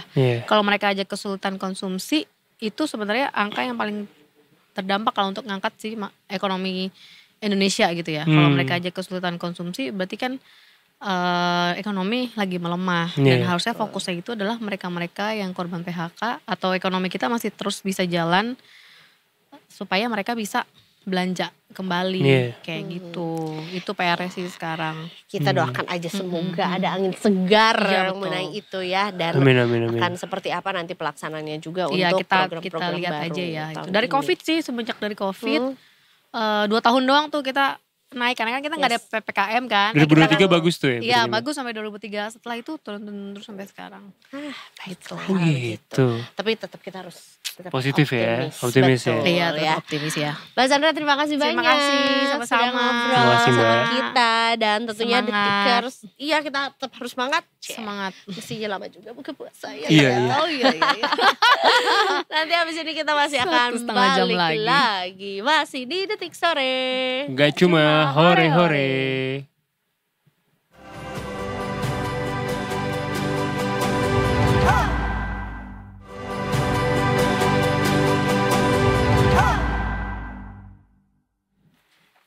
Detik sore. Gak cuma hore-hore. Yeay, masih barengan sama Akbari dan juga Iza di sini. Plus kita kedatangan Bapak Dokter. Bukan dokter. Redaktur pelaksana Detik Health, Mas Uyung. Halo Mas. Yang memberikan sebuah inspirasi kepada kita bahwasannya kita nggak perlu banyak kalungin banyak-banyak kartu. ID, yeah. Caranya adalah e-money di print dengan ID. Gimana Mas? Ya itu deh, nanti nonton lagi. Jadi uang elektroniknya ya, dikasih ke HRD, ditempelin stiker kayak ID card. card. Jadi Itu 2 in 1. Iya. Keren. Bener. KTP juga bisa. Oh iya bener. Oh KTP di lapisan belakangnya. Bener. Bisa. Tapi kayak kok ada chipnya ini bolong. Ternyata emang ini. Udah bawa satu doang enak banget. Betul. Iya. Ya nggak bisa dikasih lihat ya soalnya Yuk, itu data lanjut. pribadi. Langsung telepon aku sama RD. Apa kabar Mas Uyung? Alhamdulillah baik. Ada menu yang wajib untuk jadi menu berbuka puasa nggak? Atau apa ya? kalau tajil tuh kayak Kalau yang lagi rame di Detik Health ini ada beberapa artikel tentang kolang-kaling. Ini apa namanya lumayan banyak yang baca. Ya, kan banyak banyak kepercayaan bahwa kolang-kaling itu punya khasiat ini itu. Nah itu Papa kita saya suka banyak banget membahas di Detik Health dan pembacanya lumayan tinggi. Dan faktanya adalah apakah benar memiliki Jangan khasiat. spoiler sih, baca aja di Detik Health. Oh baca langsung kunjungin health.detik.com. Jagoan, bener-bener. Karena gue suka banget kolang-kaling. Parah. Walaupun gue tuh sukanya olahan yang menurut gue juga udah gak sehat juga. Karena tuh dia tuh harus direndam soda yang rasa strawberry yang warna merah. Terus itu dikasih sirup lagi. Jadi si kolang-kalingnya tuh literally merah dan manis banget. Dan gak yakin juga sebenarnya yang dirasain itu kolang-kalingnya atau sirupnya. Betul. Dan itu jajanan anak sekolah zaman dulu tuh ditusuk-tusuk. Iya, kayak ditusuk-tusuk. sate gitu. Warnanya pink gitu-gitu. Jangan itu 1 SD Mas. Iya kali ya.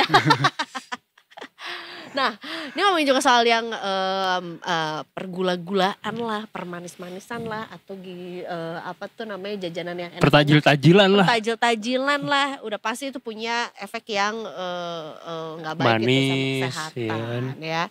Nah, ini termasuk juga temuan bahwa sebetulnya kasus gagal ginjal di negara kita itu meningkat dan akhirnya berefek juga pada pembiayaannya juga yang ikut meningkat juga sama negara gitu. Sepelik apa Mas Uyung kasus gagal ginjal di Indonesia? Banyak ya?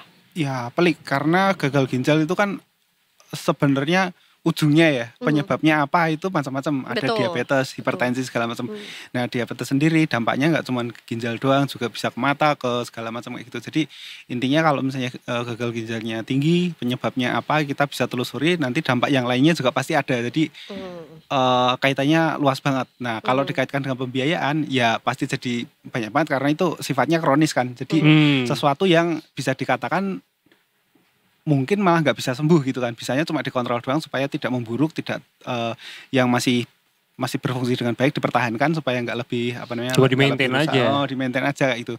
Nah itu long term dan itu makan pembiayaan yang gede banget gitu kalau mau dilihat ininya apa namanya bingkai lebih besarnya. Baik yang paling disorot sekarang tuh kasus gagal ginjal yang usia muda berarti ya. Rata-rata umur berapa sih Mas? Start dari berapa? Ya macam-macam ya. Kan waktu itu juga pernah ramai juga yang gagal ginjal akut itu anak-anak itu kan. Itu juga ada. Nah, ini kan yang sekarang diomongin bukan yang itu. Jadi gagal ginjal itu ginjal rusak lah intinya. Gagal ginjal itu ada macam-macam, ada yang sifatnya akut, ada yang kronis. Yang akut itu misalnya kayak akut sama kronis sama-sama parah kan tapi akut sama kronis itu lebih ke durasi sih, lebih ke waktunya. Kalau akut itu pendek, jangka pendek. Kalau kronis itu jangka panjang gitu. Bedanya cuma akut itu. Masih bisa sembuh. Relatif bisa sembuh selama penyebabnya teratasi. Misalnya gagal ginjal akut karena infeksi, dampak karena infeksi. Infeksinya teratasi, ada harapan gagal ginjalnya teratasi. Tapi kalau kronis biasanya penyebabnya ya kronis juga, kayak misalnya karena diabetes gitu misalnya. Diabetesnya nggak bisa sembuh, mau gimana lagi. Jadi kayak misalnya kerusakannya juga sudah kronis, ya di-maintain aja yang masih berfungsi, dipertahankan supaya nggak ikut-ikutan rusak kayak gitu. Jadi ya yang dikhawatirkan itu yang kronis terutama. Yang akut juga jadi perhatian, tapi yang yang biasanya jadi sorotan itu yang kronis itu. Tuh. Nah biasanya kalau kronis itu hubungannya juga dengan penuaan, proses penuaan. Orang semakin tua semakin berisiko, semakin metabolismenya nggak lancar, yang perlu difilter oleh ginjal juga makin banyak, rusak lama-lama, jadi terbebani makin rusak. Yang terjadi sekarang adalah bukan hanya orang tua, tapi anak-anak muda juga mulai ada yang bermasalah dengan ginjalnya, ada yang sifatnya kronis kayak gitu. Gitu. Iya. Peningkatannya gimana Mas ya? Penasaran kan kita jadi. Ada artikelnya di Detik Health, kita melihatnya kan biasanya dari jumlah penyakit itu meningkat atau tidak, itu salah satu indikatornya adalah pembiayaan. Itu tadi data BPJS biasanya jadi acuan. Kalau penyakit ini pembiayaannya meningkat, ya berarti jumlah kasusnya meningkat. Biasanya seperti itu. Nah, diabetes ini kita melihat ada peningkatan hampir 10 kali lipat dalam beberapa tahun terakhir kayak gitu. Jadi itu dan salah satu tren yang terlihat adalah usianya makin muda dibandingkan sekian tahun sebelumnya. Itu yang kemarin terungkap dari datanya BPJS. Detailnya bisa dibaca di Detik Health, ada angka-angkanya kayak gitu.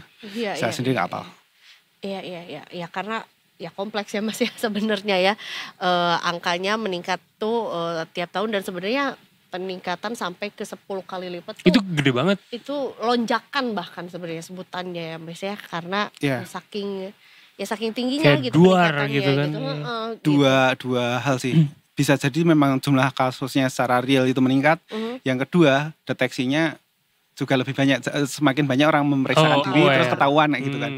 Tadinya mungkin nggak sedikit juga, kemarin-kemarin mungkin nggak sedikit, tapi karena nggak periksa, nggak terdata, nggak ketahuan kayak gitu kan.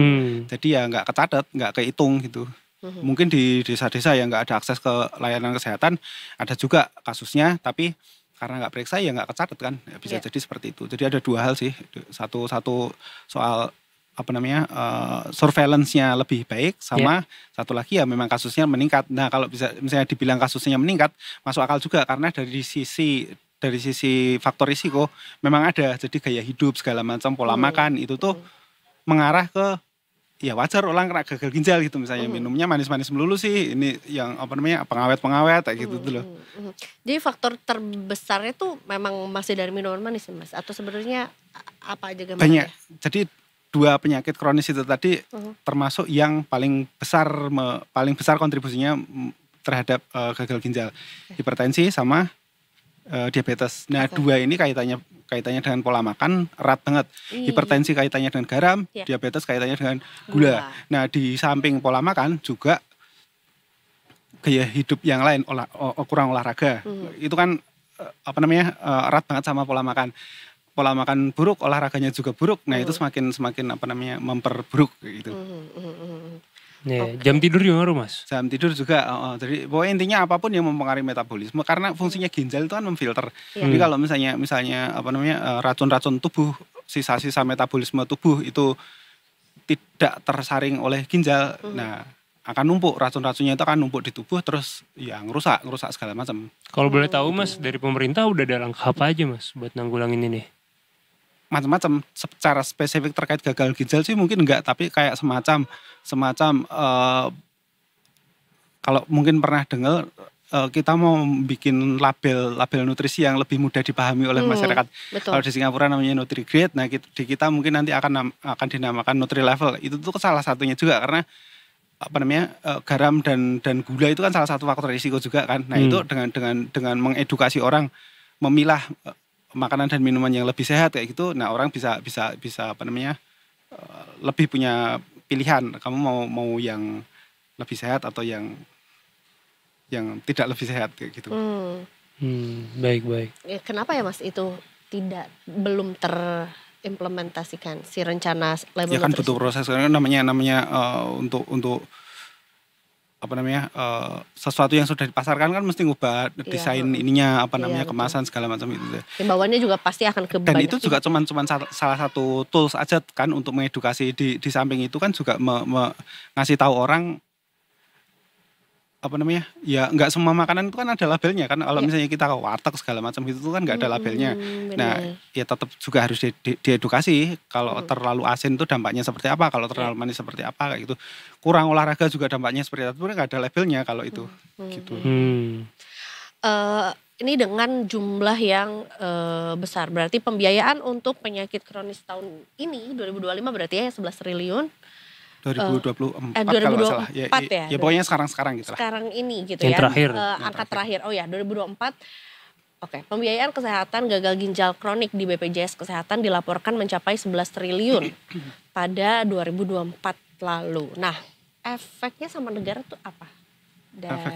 Terbesarnya sama negara, apakah sebetulnya juga ya dengan makin banyak masyarakatnya sakit ginjal akhirnya juga angka harapan hidupnya jadi lebih rendah atau kemudian treatment jangka panjang kan kalau misalnya kondisinya sudah kronis itu kan ya seperti dibilang tadi bisa dibilang itu nggak bisa sembuh jadi di maintain kalau misalnya memang sudah tidak berfungsi sama sekali dia harus rutin cuci darah itu kan ya nggak murah ya maksudnya dan itu harus rutin sekian minggu sekali gitu harus ke rumah sakit segala macam. Biayanya berapa sih mas sekali cuci darah? Aduh nggak hafal saya tapi tergantung metodenya juga karena ada beberapa metode kayak gitu, ada yang paling canggih, ada yang bisa dilakukan di rumah itu juga ada. Terus solusi yang lebih permanen itu sebenarnya kan cangkok ginjal. Cangkok ginjal itu juga lebih mahal lagi kan pastinya dan nggak selalu ada. Makanya kadang-kadang kalau kita pengen apa gitu jual ginjal yuk kayak gitu. Karena memang demand-nya segitunya gitu. Segitu dibutuhkannya, segitu life saving-nya. 1,5 juta mas ternyata mas. Jual ginjal. Murah. Enggak. Ini apa cuci darah. Itu bisa kan seminggu 1,5 juta udah 6 juta mas. Keren, mahal banget. 1,5 juta. Iya. Dan gak mungkin sekali kan gitu. Iya. Rutin, ya dia akan rutin kalau memang ginjalnya sudah tidak berfungsi. Wow, mahal banget mas. Ya, jadi harus hidup sehat. Itu yang ke rumah sakit itu ya kalau nggak salah. Ada juga alatnya yang dia bisa dipakai juga di rumah gitu. Tergantung ininya sih metodenya. Metodenya ya. Semakin mahal semakin praktis semakin mahal. Ini tuh ini tuh baru yang diketahui atau mungkin yang ketahuan. Iya yang ketahuan gitu atau mungkin yang memang dibiayai oleh BPJS belum lagi yang memang masyarakat Indonesia yang membayar sendiri dengan uang pribadi ataupun asuransi swasta juga berarti sebanyak itu juga berarti ya mas ya gitu. Ini bukan satu tren yang bagus juga kalau di negara lain sebetulnya banyak juga sih mas apa gimana? Aku nggak sempat ngeriset datanya sih, tapi mestinya iya ya karena memang pergeseran pola hidup kan nggak cuma terjadi di tempat kita doang kan, ya di tempat lain juga punya tantangan tersendiri untuk bisa hidup lebih sehat gitu.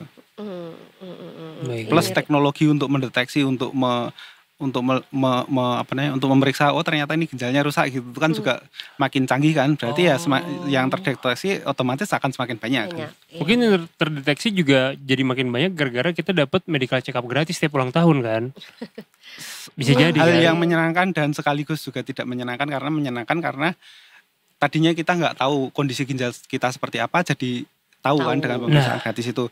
Tapi tidak menyenangkannya ya kalau misalnya ternyata memang banyak yang ginjalnya bermasalah itu kan berarti masalah tersendiri kan harus ada solusi jangka panjangnya nggak cuma pemeriksaan doang treatmentnya seperti apa kayak gitu terus kemudian yang belum pencegahannya seperti apa atau terdeteksi ada indikasi mulai gangguan gitu kan juga harus harus diedukasi supaya nggak benar-benar rusak gitu. Ya pemeriksaan saya nggak tahu sih di pemeriksaan gratis itu sejauh apa karena saya baru bulan depan eligible untuk saya akhir bulan nanti kita juga ngobrol lagi ya. Lu juga kan akhir bulan ini ya? Harusnya udah sih ya. Nah, udah. Kita ada pemeriksaan bisa tes darah, tes urin. Jadi kalau misalnya di urinnya itu ada komponen apalah kayak gitu itu berarti ada masalah dengan filtrasi. Gitu. Artinya ginjalnya masalah gitu. Oke. Berarti ya memang waktunya juga masyarakat Indonesia memanfaatkan gitu ya fasilitas yang sudah diberikan oleh negara untuk mengecek gitu ya yang diharapkan memang hasilnya juga tidak ada penyakit kronis atau penyakit bawaan lainnya juga. Kalau gitu. ada pun cepat ditangani biar nggak makin kronis. Betul. Ada tips yang bisa di-share sama kita mungkin dari Detik Health mas? Ya bukan tips sih paling ya mengingatkan aja bahwa sebegitu vitalnya fungsi ginjal yang kadang-kadang itu juga kelupaan. Hal-hal sesimpel kayak memantau warna urin segala macam kayak gitu itu kan harus jadi kebiasaan. Kalau misalnya warnanya pekat gitu ya berarti kita kurang cairan dan itu berisiko untuk ginjal kita. Nah, juga harus hal-hal simpel kayak gitu ya yang perlu digencarkan edukasinya. Nggak susah kan maksudnya sekalian pipis terus kemudian ngelihat ininya gitu. Baik. Gak harus nunggu tes darah, harus nunggu tes urin. Dilihat aja kelihatan gitu kan. Paling nggak kondisi sama pola makan, ngatur kayak gitu. Apapun sih sebenarnya nggak cuma gula sama garam, even protein buat teman-teman yang suka olahraga, minum suplemen kayak gitu tuh apa namanya? Kalau dites gitu kadang-kadang urinnya mengandung protein kayak gitu. Itu masalah juga di ginjal gitu. Urinnya mengandung protein. Nah, protein lo yang sebagai suka minum biasanya bodybuilding kayak gitu pakai suplemen protein yang kelebihan kayak gitu. Ginjalnya biasanya yang kerja keras untuk memfilter. Nah, kalau misalnya sampai ambang tertentu ginjalnya sudah tidak kuat, ada yang bocor masuk ke urin kayak gitu. Jadi terdeteksi di situ. Itu kan baru ketahuan kalau di lab kan. Paling yang kita bisa lihat ya dari warnanya kayak gitu kan juga sudah apa namanya? Sudah bisa kita pantau apakah kita hidrasinya cukup atau enggak. Itu sih. Baik. Karena itu dampaknya luas banget.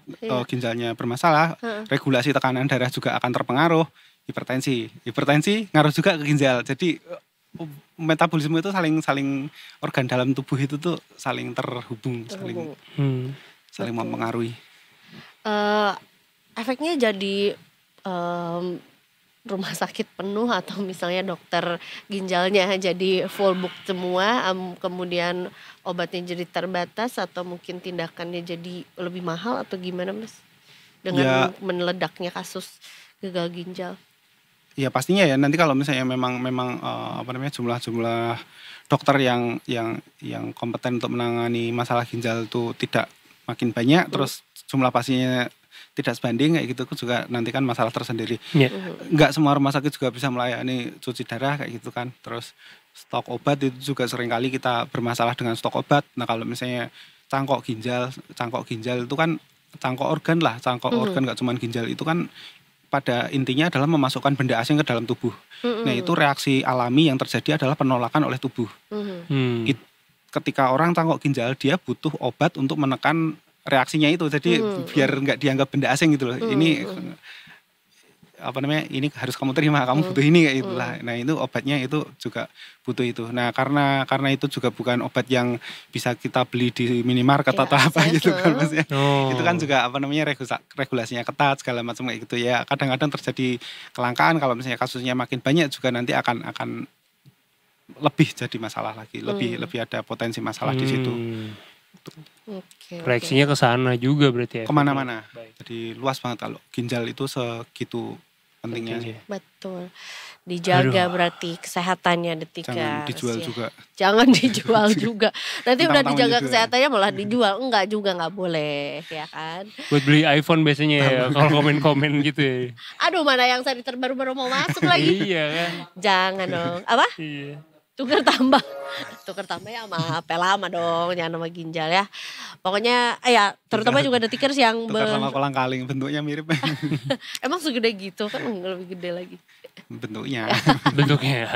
Anyway, Detikers dijaga kesehatannya juga selama berpuasa, karena kan memang jadi terbatas ya jam kapan air putih bisa masuk ke tubuh kita. Nah jangan mentang-mentang udah minum yang seger-seger gitu, es buah campurnya, kolang-kalingnya, air putihnya jangan sampai lupa juga ya. Jadi yang paling penting dari Mas Uyung paling simple adalah memantau warna urin. Ya betul, gitu ya. dan menjaga lifestyle juga pokoknya. Kayaknya di toilet umum suka ada bagannya kan. Iya benar di mall biasanya ya. Harus putih lah. Cuman kadang-kadang luntur jadi putih semua. Jadi kayak atau jadi kuning semua Mas. Jadi kuning semua. Iya kan. Itu yang paling sering sih. Udah burik semuanya. Kertasnya juga kuning. Iya. Mas Uyung terima kasih banyak udah sharing sama kita juga kasih, ya. Mas. Dan tentunya abis ini kita masih akan kembali lagi ya Akbar ya. Yes, tetap di Detik Sore. Gak cuma hore-hore.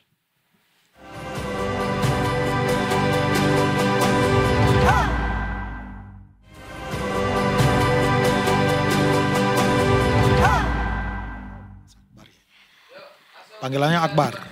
Alright. Kita berjumpa lagi nih secara ini. Yes, masih di Detik Sore, gak cuma hore-hore. Barengan sama Akbari dan juga Aiza.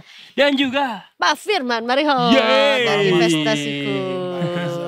Mas Akbar. Kita hari ini tahu nggak kenapa pakai baju hijau-hijau? Kenapa? Karena marketnya hijau. Betul. Jadi kalau market merah? Pakai warna ungu. Kita warnanya. Karena babak belur Pak kita kalau ya kan. Iya.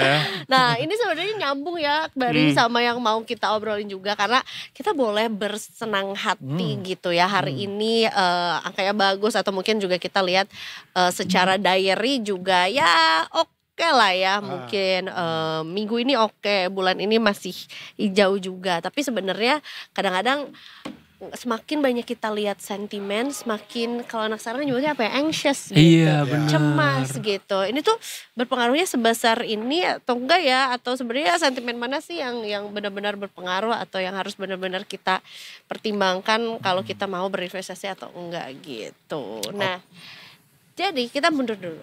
Dari apa itu sentimen dan bagaimana kita apa saja yang mempengaruhi sentimen pasar? Oke. Ya, sentimen itu perasaan kolektif ya. Jadi perasaan kolektif terhadap kondisi ekonomi atau kondisi politik atau kondisi emiten kalau kita bicara saham. Nah, ini bisa positif atau bisa negatif. Nah, yang sering menjadi masalah itu adalah sering sekali harga saham itu bergerak bukan karena fundamental. Nah, tapi karena sentimen ya atau perasaan euforia ya, perasaan yang tanpa dasar ya. Nah, dan memang saya perhatikan sekarang agak aneh. Karena apa? Karena banyak saham-saham yang sebenarnya saya perhatiin labanya negatif ya, lalu PER-nya udah ratusan ya.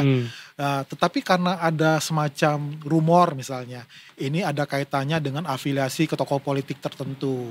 Lalu ini ada katanya dia akan lakukan corporate action ya, yang sebenarnya itu belum tentu. Nah, tapi harga sahamnya udah naik kemana-mana.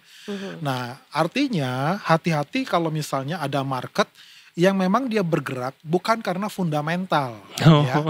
Nah, tapi karena terkait dengan sentimen. Nah, sentimen ini harus dipastikan dulu nih, benar atau enggak gitu kan.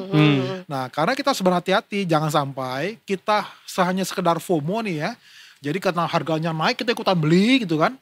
Nah, ternyata sesudah kita beli, harganya kita anggap itu akan naik lagi karena ada semacam sentimen yang menggerakkan saham ini.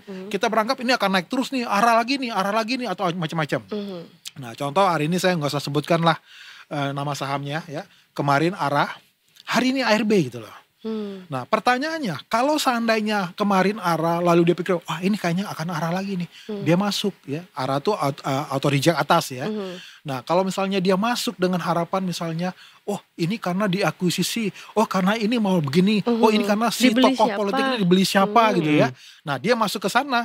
Nah, hari ini ARB turun 25%. Nah, kalau misalnya dia beli saham kemarin di saat udah naik 10%, berarti dia minus 35%. Betul. Kalau dia masuk misalnya kemarin waktu di harga arah, ya berarti hari ini minus 50%. Bayangkan tuh kalau dari 10 juta, sisa 5 juta. Nah, ini kan sesuatu yang sebenarnya kurang baik kalau seandainya harga saham itu bergerak karena hanya sekedar sentimen doang, ya, bukan karena fundamental. Nah, saya perhatikan sekarang banyak sekali saham di bursa efek, ya, itu karena semata-mata bergerak karena sentimen yang tidak berdasar. Apa karena memang orang Indonesia percaya yang simpang siur, tahayul gitu-gitu? Iya. Sebenarnya memang saya lihat sekarang di pasar modal sekarang itu 88% ya. Di mana 60% lebih itu Gen Z, 20%-nya itu adalah milenial. Oh gitu, nah, Gen Z lebih banyak Pak? Lebih banyak. Nah, mereka yang sekarang persentasenya mendominasi terkait pemilikan RDN untuk saham. Nah, saya nggak ngerti ya, ini bisa aja salah, koreksi kalau salah. Tetapi menurut saya, anak-anak Gen Z sekarang kan males tuh. Ingin serba instan tuh, sorry ya Gen Z ya, sorry ya. Nah, ayo loh, ini kata Pak Firman ya. Bagus gitu ya. Nah, jadi saya perhatikan tuh sering sekali sekarang harga saham itu bergerak ya, karena sentimen. Ya. Nah, jadi bahkan sekarang saya lihat ini pola investor udah mulai berbalik nih. Dari yang tadinya mereka melihat fundamental. Nah, sekarang kalau kita cek dalam 1 tahun terakhir, saham-saham fundamental bagus itu secara year on year itu minus banyak loh. Nah, sementara saham-saham yang tanda kutip mahal ya udah overvaluasi itu tuh naik terus dia. Ya, itu gara-gara apa? Wah, mereka, ini diambil sama seorang tokoh politik yang ada afiliasi dengan penguasa, gitu kan. Nah, secara fundamental kita, kok bisa ya PBV-nya udah mahal banget. Lalu PER-nya juga udah ketinggian banget gitu loh. Laporan keuangannya juga jauh dibanding yang fundamental. Kenapa ini bergerak gitu lah. Jangan sampai hanya karena euforia atau sentimen yang tidak berdasar itu, akibatnya nanti mereka kapok gitu loh dengan investasi di pasar modal atau di saham. Nah, itu. Jadi bisa aja karena ya mereka ingin semuanya serba instan, ya. Jadi ikut-ikutan tuh beli seperti itu, ya. Nah, saya perhatiin sekarang toko-toko ada istilah sekarang saham konglo. Iya betul. Saham konglo ya, kalau saham konglo mau IPO dan lain-lain tuh harganya oversubscribe lalu naik terus arah gitu kan. Nah, jadi ini sesuatu yang menurut saya kurang baik dan perlu diedukasi dengan benar. Makanya saya setuju dengan kalau OJK mau atur yang finfluencer ya. Apa tuh? Financial influencer. Oke. Ya. Di mana memang saya perhatikan ada banyak sekarang anak-anak yang haus ingin belajar tentang apa itu investasi, bagaimana transaksi saham. Tapi mereka juga harus tahu, yang paling penting adalah dalam sebuah investasi itu nggak boleh memastikan cuan. Pasti cuan itu nggak boleh. Nah, banyak sekali saya lihat influencer-influencer itu memastikan 1 hari 1%. Itu nggak ada. Siapa yang bisa memastikan cuan? Nggak bisa. Nah, lalu nggak boleh juga kita misalnya mengatakan saham ini gitu ya. Nggak boleh, karena keputusan jual membeli itu ada dalam setiap investor. Itu sebabnya bagian kita mengajar investor apa itu resiko saham, ya, investasi saham. Apa itu bagaimana kalau kita mau berinvestasi sana. Contohnya, itu nggak ada yang namanya menghimpun dana, itu nggak boleh. Ya, kalau investasi itu nggak boleh menghimpun dana. Jadi kalau ada dibilang transfer ke rekening ini, ya, lalu pasti akan mendapat 2,5% per bulan, itu udah pasti bohong. Ya, bahkan sekarang banyak penipuan akun di sosial media, ya ada tuh yang wajahnya saya. Tuh ya, Pak, ya. Waduh. Ya. Klarifikasi. Klarifikasi itu nggak benar ya. Nah, jadi tuh nggak ada tuh yang namanya penghimpunan dana, nggak boleh. Pokoknya gampang sekali kalau mau lihat bahwa penipuan itu kalau dia menjanjikan hasil, ya. Hasilnya nggak masuk akal gitu. Nah, ya. Apalagi hasilnya nggak masuk akal. Lalu transfer ke rekening individu, ya. Nah, itu udah pasti bodong. Kalau mau investasi itu transfer ke rekening sendiri. Namanya RDN, rekening dana nasabah. Nah, dia transfernya ke sana tuh. Nah, jadi kalau misalnya transfernya ke nama PT, itu udah pasti bukan investasi yang diatur oleh regulator yang benar, OJK. Ya, kecuali transfer ke nama reksadana, itu benar. Tapi kalau ke nama PT, hati-hati, jangan-jangan itu adalah penipuan. Nah, sering sekali mereka kurang nih edukasi seperti ini. Nah, sering sekali juga saya perhatiin beberapa influencer atau KOL yang mereka di pasar modal. Nah, mereka melihat ada potensinya, nah mereka coba tuh ya untuk menghimpun dana dari nasabah, lalu mereka kelola dan lain-lain. Nah, itu ada banyak kejadian yang seperti itu. Nah, jadi berharap The Tickers, nah itu hati-hati, jangan sampai tertipu dengan penipuan bodong hanya karena euforia atau karena sentimen yang gak berdasar. Nah, ini ngomongin juga soal sentimen nih. Kayaknya rasa-rasanya condong pemberitaan yang kita baca sehari-hari tuh kebanyakan justru berita yang kurang baik gitu, atau mungkin nggak bikin hati tenang juga, dan akhirnya memberikan sentimen yang kurang baik juga gitu sama pasar juga. Nah, kalau begitu jadinya malah jadi nggak investasi dong, karena ada ketakutan yang terbangun gitu, karena memang apalagi tadi aku bilang kayaknya tahun ini kita kayaknya nggak akan baik-baik saja gitu. Iya. Nah, malah jadi nggak investasi dong Pak kalau dengerin itu semua. Seluruh informasi itu kita perlu exercise ya, kita perlu ambil. Dan apakah itu benar atau tidak kembali lagi kita yang harus menganalisa. Nah, contoh seperti sekarang ya, market yang turun terus itu karena ada beberapa hal. Misalnya dari luar negeri, misalnya efek terkait dengan politik perdagangan Trump ya, politik dagang Trump. Nah, ini pengaruh ke kita. Nah, di dalam negeri macam-macam. Terkait sentimen nih ya, terkait sentimen yang misalnya mereka masih menunggu seperti apa langkah dan lain-lain, dan ada banyak isu-isu lah seperti itu. Tetapi sebenarnya bagi seorang investor, dia harus tahu bahwa di dalam setiap kondisi itu ada opportunity. Nah, kita ambil contoh misalnya saham-saham bank besar. Ya. Nah, yang saat ini lagi turun ya. Nah, kalau dia adalah seorang investor jangka panjang ya, dia lihatnya hanya seperti, lihat aja dividen yield. Artinya apa? Keuntungan yang saya dapat dari dividen dibanding harga perolehan waktu saya beli sahamnya. Nah, jadi dengan harga saham turun, jadi dividen yield itu adalah yield dibagi dengan harga. Ya. Jadi kalau harganya makin turun, berarti dividen yieldnya makin besar.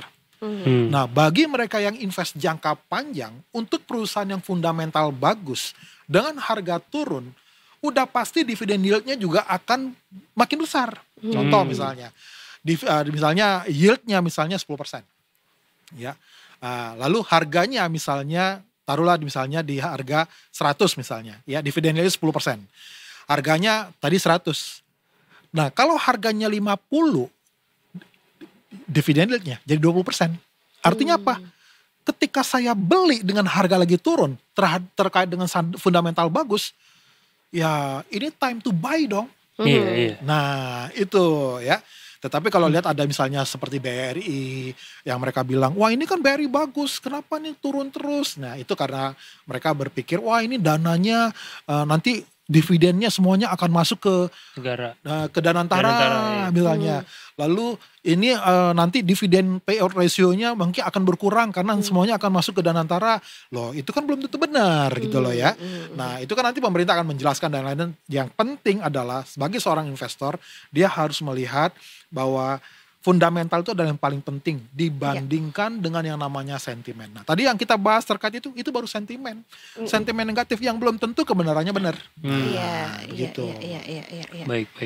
Apa aja berarti yang mesti diperhatiin Pak untuk make sure bahwa ini informasinya benar gitu, atau ini bisa masuk ke dalam sentimen, atau memang ini tidak akan berpengaruh sama sekali menjadi sentimen gitu. Nah, yang pertama adalah dia harus mengecek terkait kebenaran itu ya.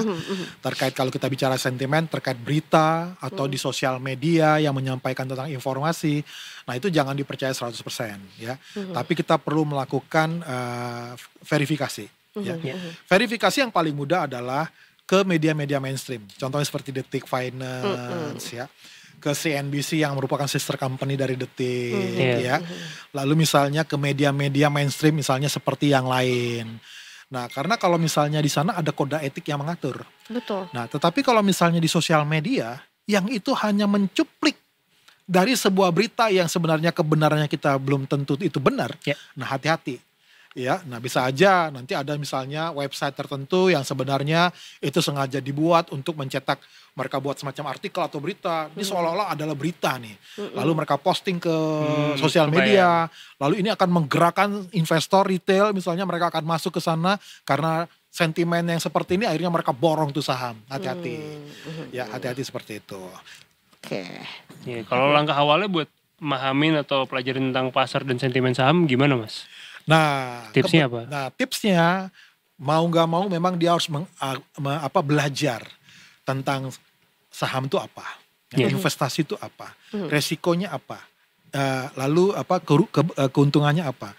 Nah, karena hati-hati, ya saya perhatiin, banyak orang kalau misalnya trader ya, kalau kita bicara investasi saham itu ada dua besar, satu seorang trader, satu seorang investor.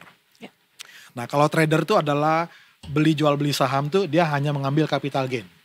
Ya. Jadi selisih dari harga beli dengan harga jual. Ya, kalau harga jualnya lebih tinggi untung, kalau misalnya harga jualnya lebih rendah dari saat dia beli berarti rugi. Nah, biasalah. Kalau yang investor biasanya dia untuk jangka panjang.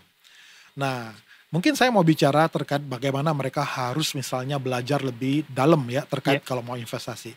Nah, kita ambil contoh misalnya banyak nih orang misalnya sekarang kalau dia seorang trader, dia misalnya main tarik-tarik garis tuh, ya, tarik-tarik garis. Wah, ini saatnya beli, supportnya di sini, resistnya di sini. Wah, ini ada terjadi golden cross dan lain-lain. Hati-hati. Kalau kita bicara historis, itu 100% benar data historis. Tetapi kalau misalnya hari ini kita bisa menemukan saham yang seperti pattern pola yang dia mau golden cross misalnya, yang udah disupport misalnya dia mau naik nih, pertanyaan apakah dia pasti naik? Belum tentu. Nah, kenapa? Dia bisa aja turun.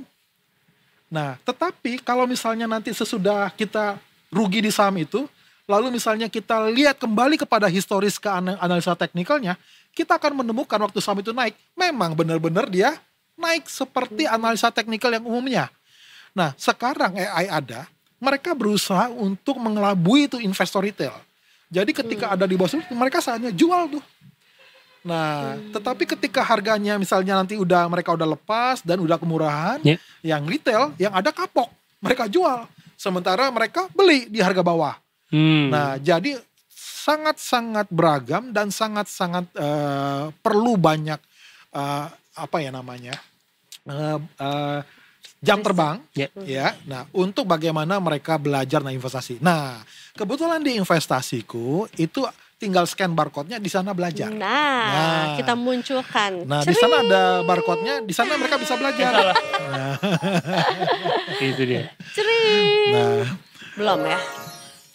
Nah, di sana bisa belajar ya. Seperti apa misalnya mereka trading. Nah, tinggal mereka store ke RDN-nya, ya. Ingat, hati-hati, jangan store ke nama Firman Marihot. Hati-hati. Apalagi yang lain ya. Apalagi yang lain ya. Nah, apalagi ke Akbari. Apalagi ke Akbari. Yang gak ngerti. Mbak Iza, udah. gitu kan. Nah, jadi store-nya harus ke rekening RDN-nya nasabah. Caranya tinggal buka akunnya, ya, bentuk RDN, lalu store dana ke sana. Nah, nanti di dalamnya tuh ada yang akan membimbing.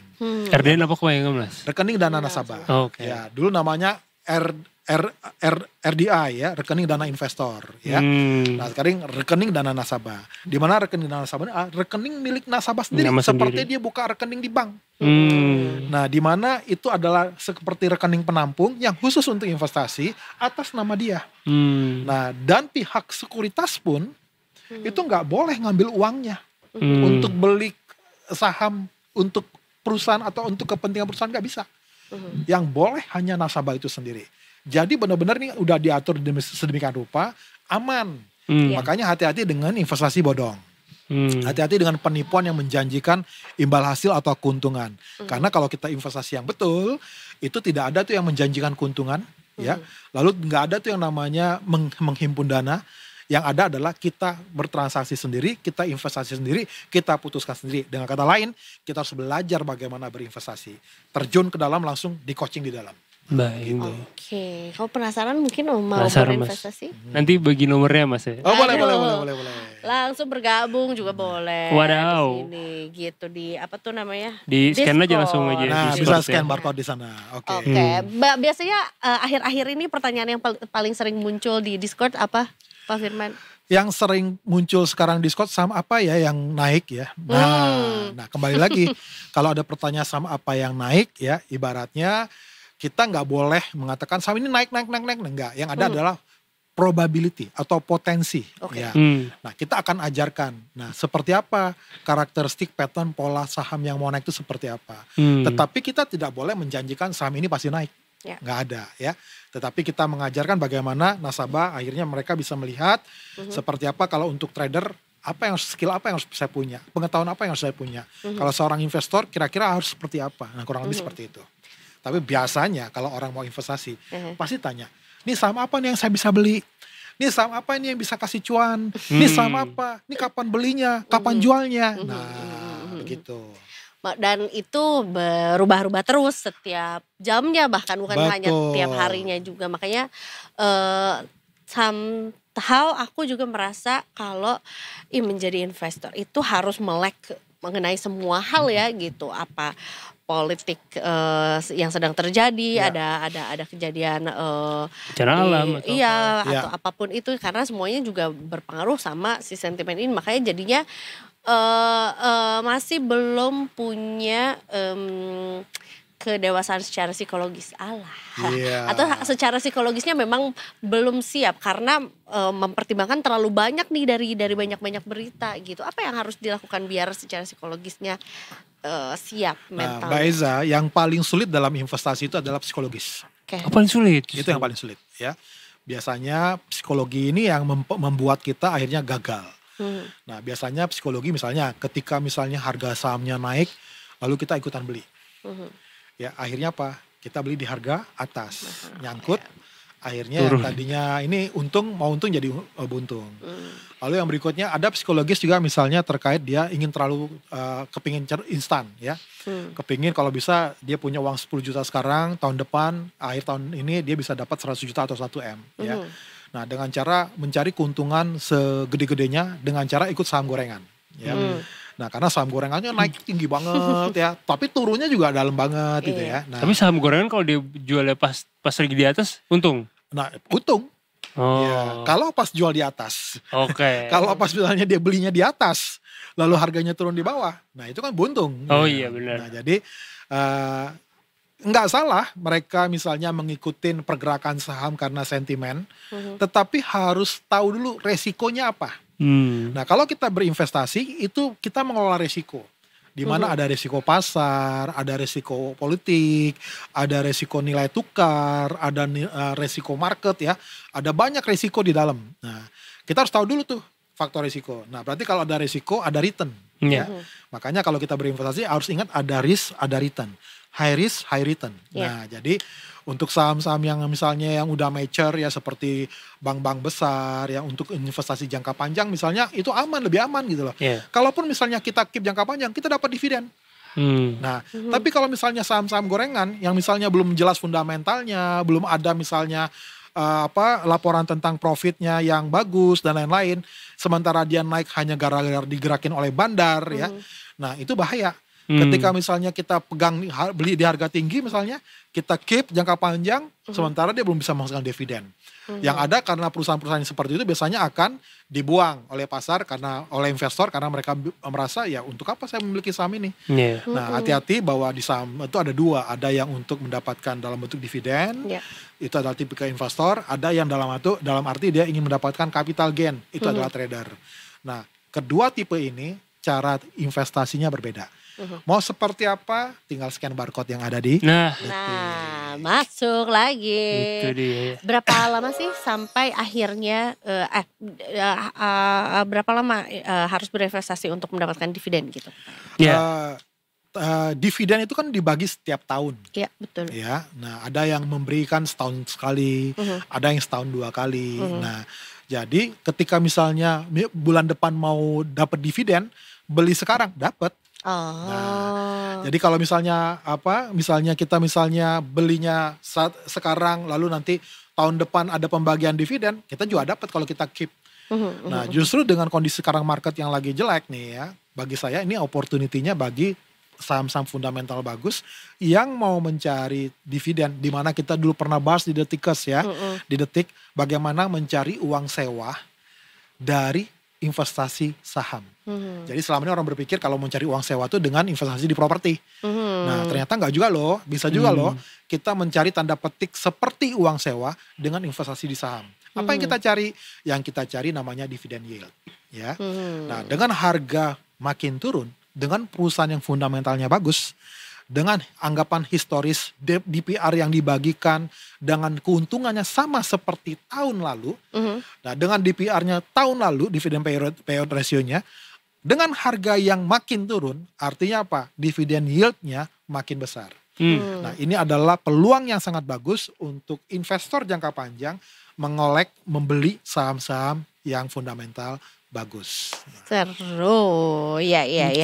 Jadi harus take notes juga nih Detikers, kemana uang kita pergi, atau berinvestasi ke mana, ke perusahaan apa jenis perusahaannya juga gitu, untuk tetap tahu ya, memang harus dipantau juga memang gitu ya. Dari Akbari gimana seru hari ini? Cukup terbuka gue jadinya, cukup awaken nih jadinya. Jadi kayak gini. Jadi ya mungkin kalau ada dana lebih, mungkin THR mungkin bisa mulai dicoba mungkin. Kalau mau investasi, saran saya buat Mas Akbar, boleh. Jangan dari sisa, tapi sisihkan. Diniatkan berarti. Diniatkan, seperti mencicil motor, kendaraan atau yang lain, handphone, gadget. Nah, kita juga harus mencicil masa depan kita. Nah, makanya uangnya di spending sana sini, kalau ada sisa baru saya investasikan. Nah, itu salah. Yang benar adalah saya sisihkan berapa persen, harus ada setiap bulan. Nah itu yang saya sisihkan. Bukan disisakan tapi disisihkan. Tinggal bentuk RDN-nya di investasiku, store dana ke sana. Iya. Baik. Sama ini nih katanya di investasiku juga di Discord-nya juga selalu diinfo kalau lagi ada promo-promo apa gitu ya. Gitu. Oke. Abis ini juga kita masih punya Kultum. Detik Sore. Temanya apa? Belum sukses apa bisa bahagia? Ada. Belum sukses apakah bisa bahagia? Nah itu yang akan dibahas juga. Tapi sebelumnya terima kasih banyak Pak Firman. Terima kasih Mbak Iza. Terima kasih Mas. Sudah memberikan pencerahan juga untuk kita semua. Bahwa sebetulnya ya memang investor itu harus jeli tetap ya, harus peka juga dengan apa yang terjadi, tapi juga tentunya juga harus bisa memilah gitu ya informasi mana yang sebetulnya bisa masuk menjadi sentimen positif ataupun negatif, mana yang harus benar-benar dimasukin ke hati, dipertimbangkan atau tidak gitu ya.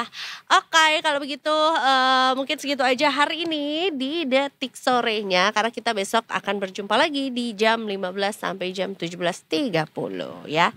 Hari ini kesan-kesannya gimana Akbari? Seru-seru banget, sangat teredukasi hari ini. Sangat teredukasi. Yeah. Daging walaupun kita lagi puasa ya. Oke deh, kalau begitu waktunya aku Eiza Magfira pamit. Akbari pamit. Dan juga seluruh tim yang bertugas juga pamit. Dan kita sekali lagi akan terus berjumpa di setiap Senin sampai Jumat jam 15 sampai jam 17.30. Kita bertiga pamit ya Pak ya. Sekalian kita tagline dulu. Ya udah, sampai berjumpa lagi besok di Detik Sore. Gak cuma hore. Bye.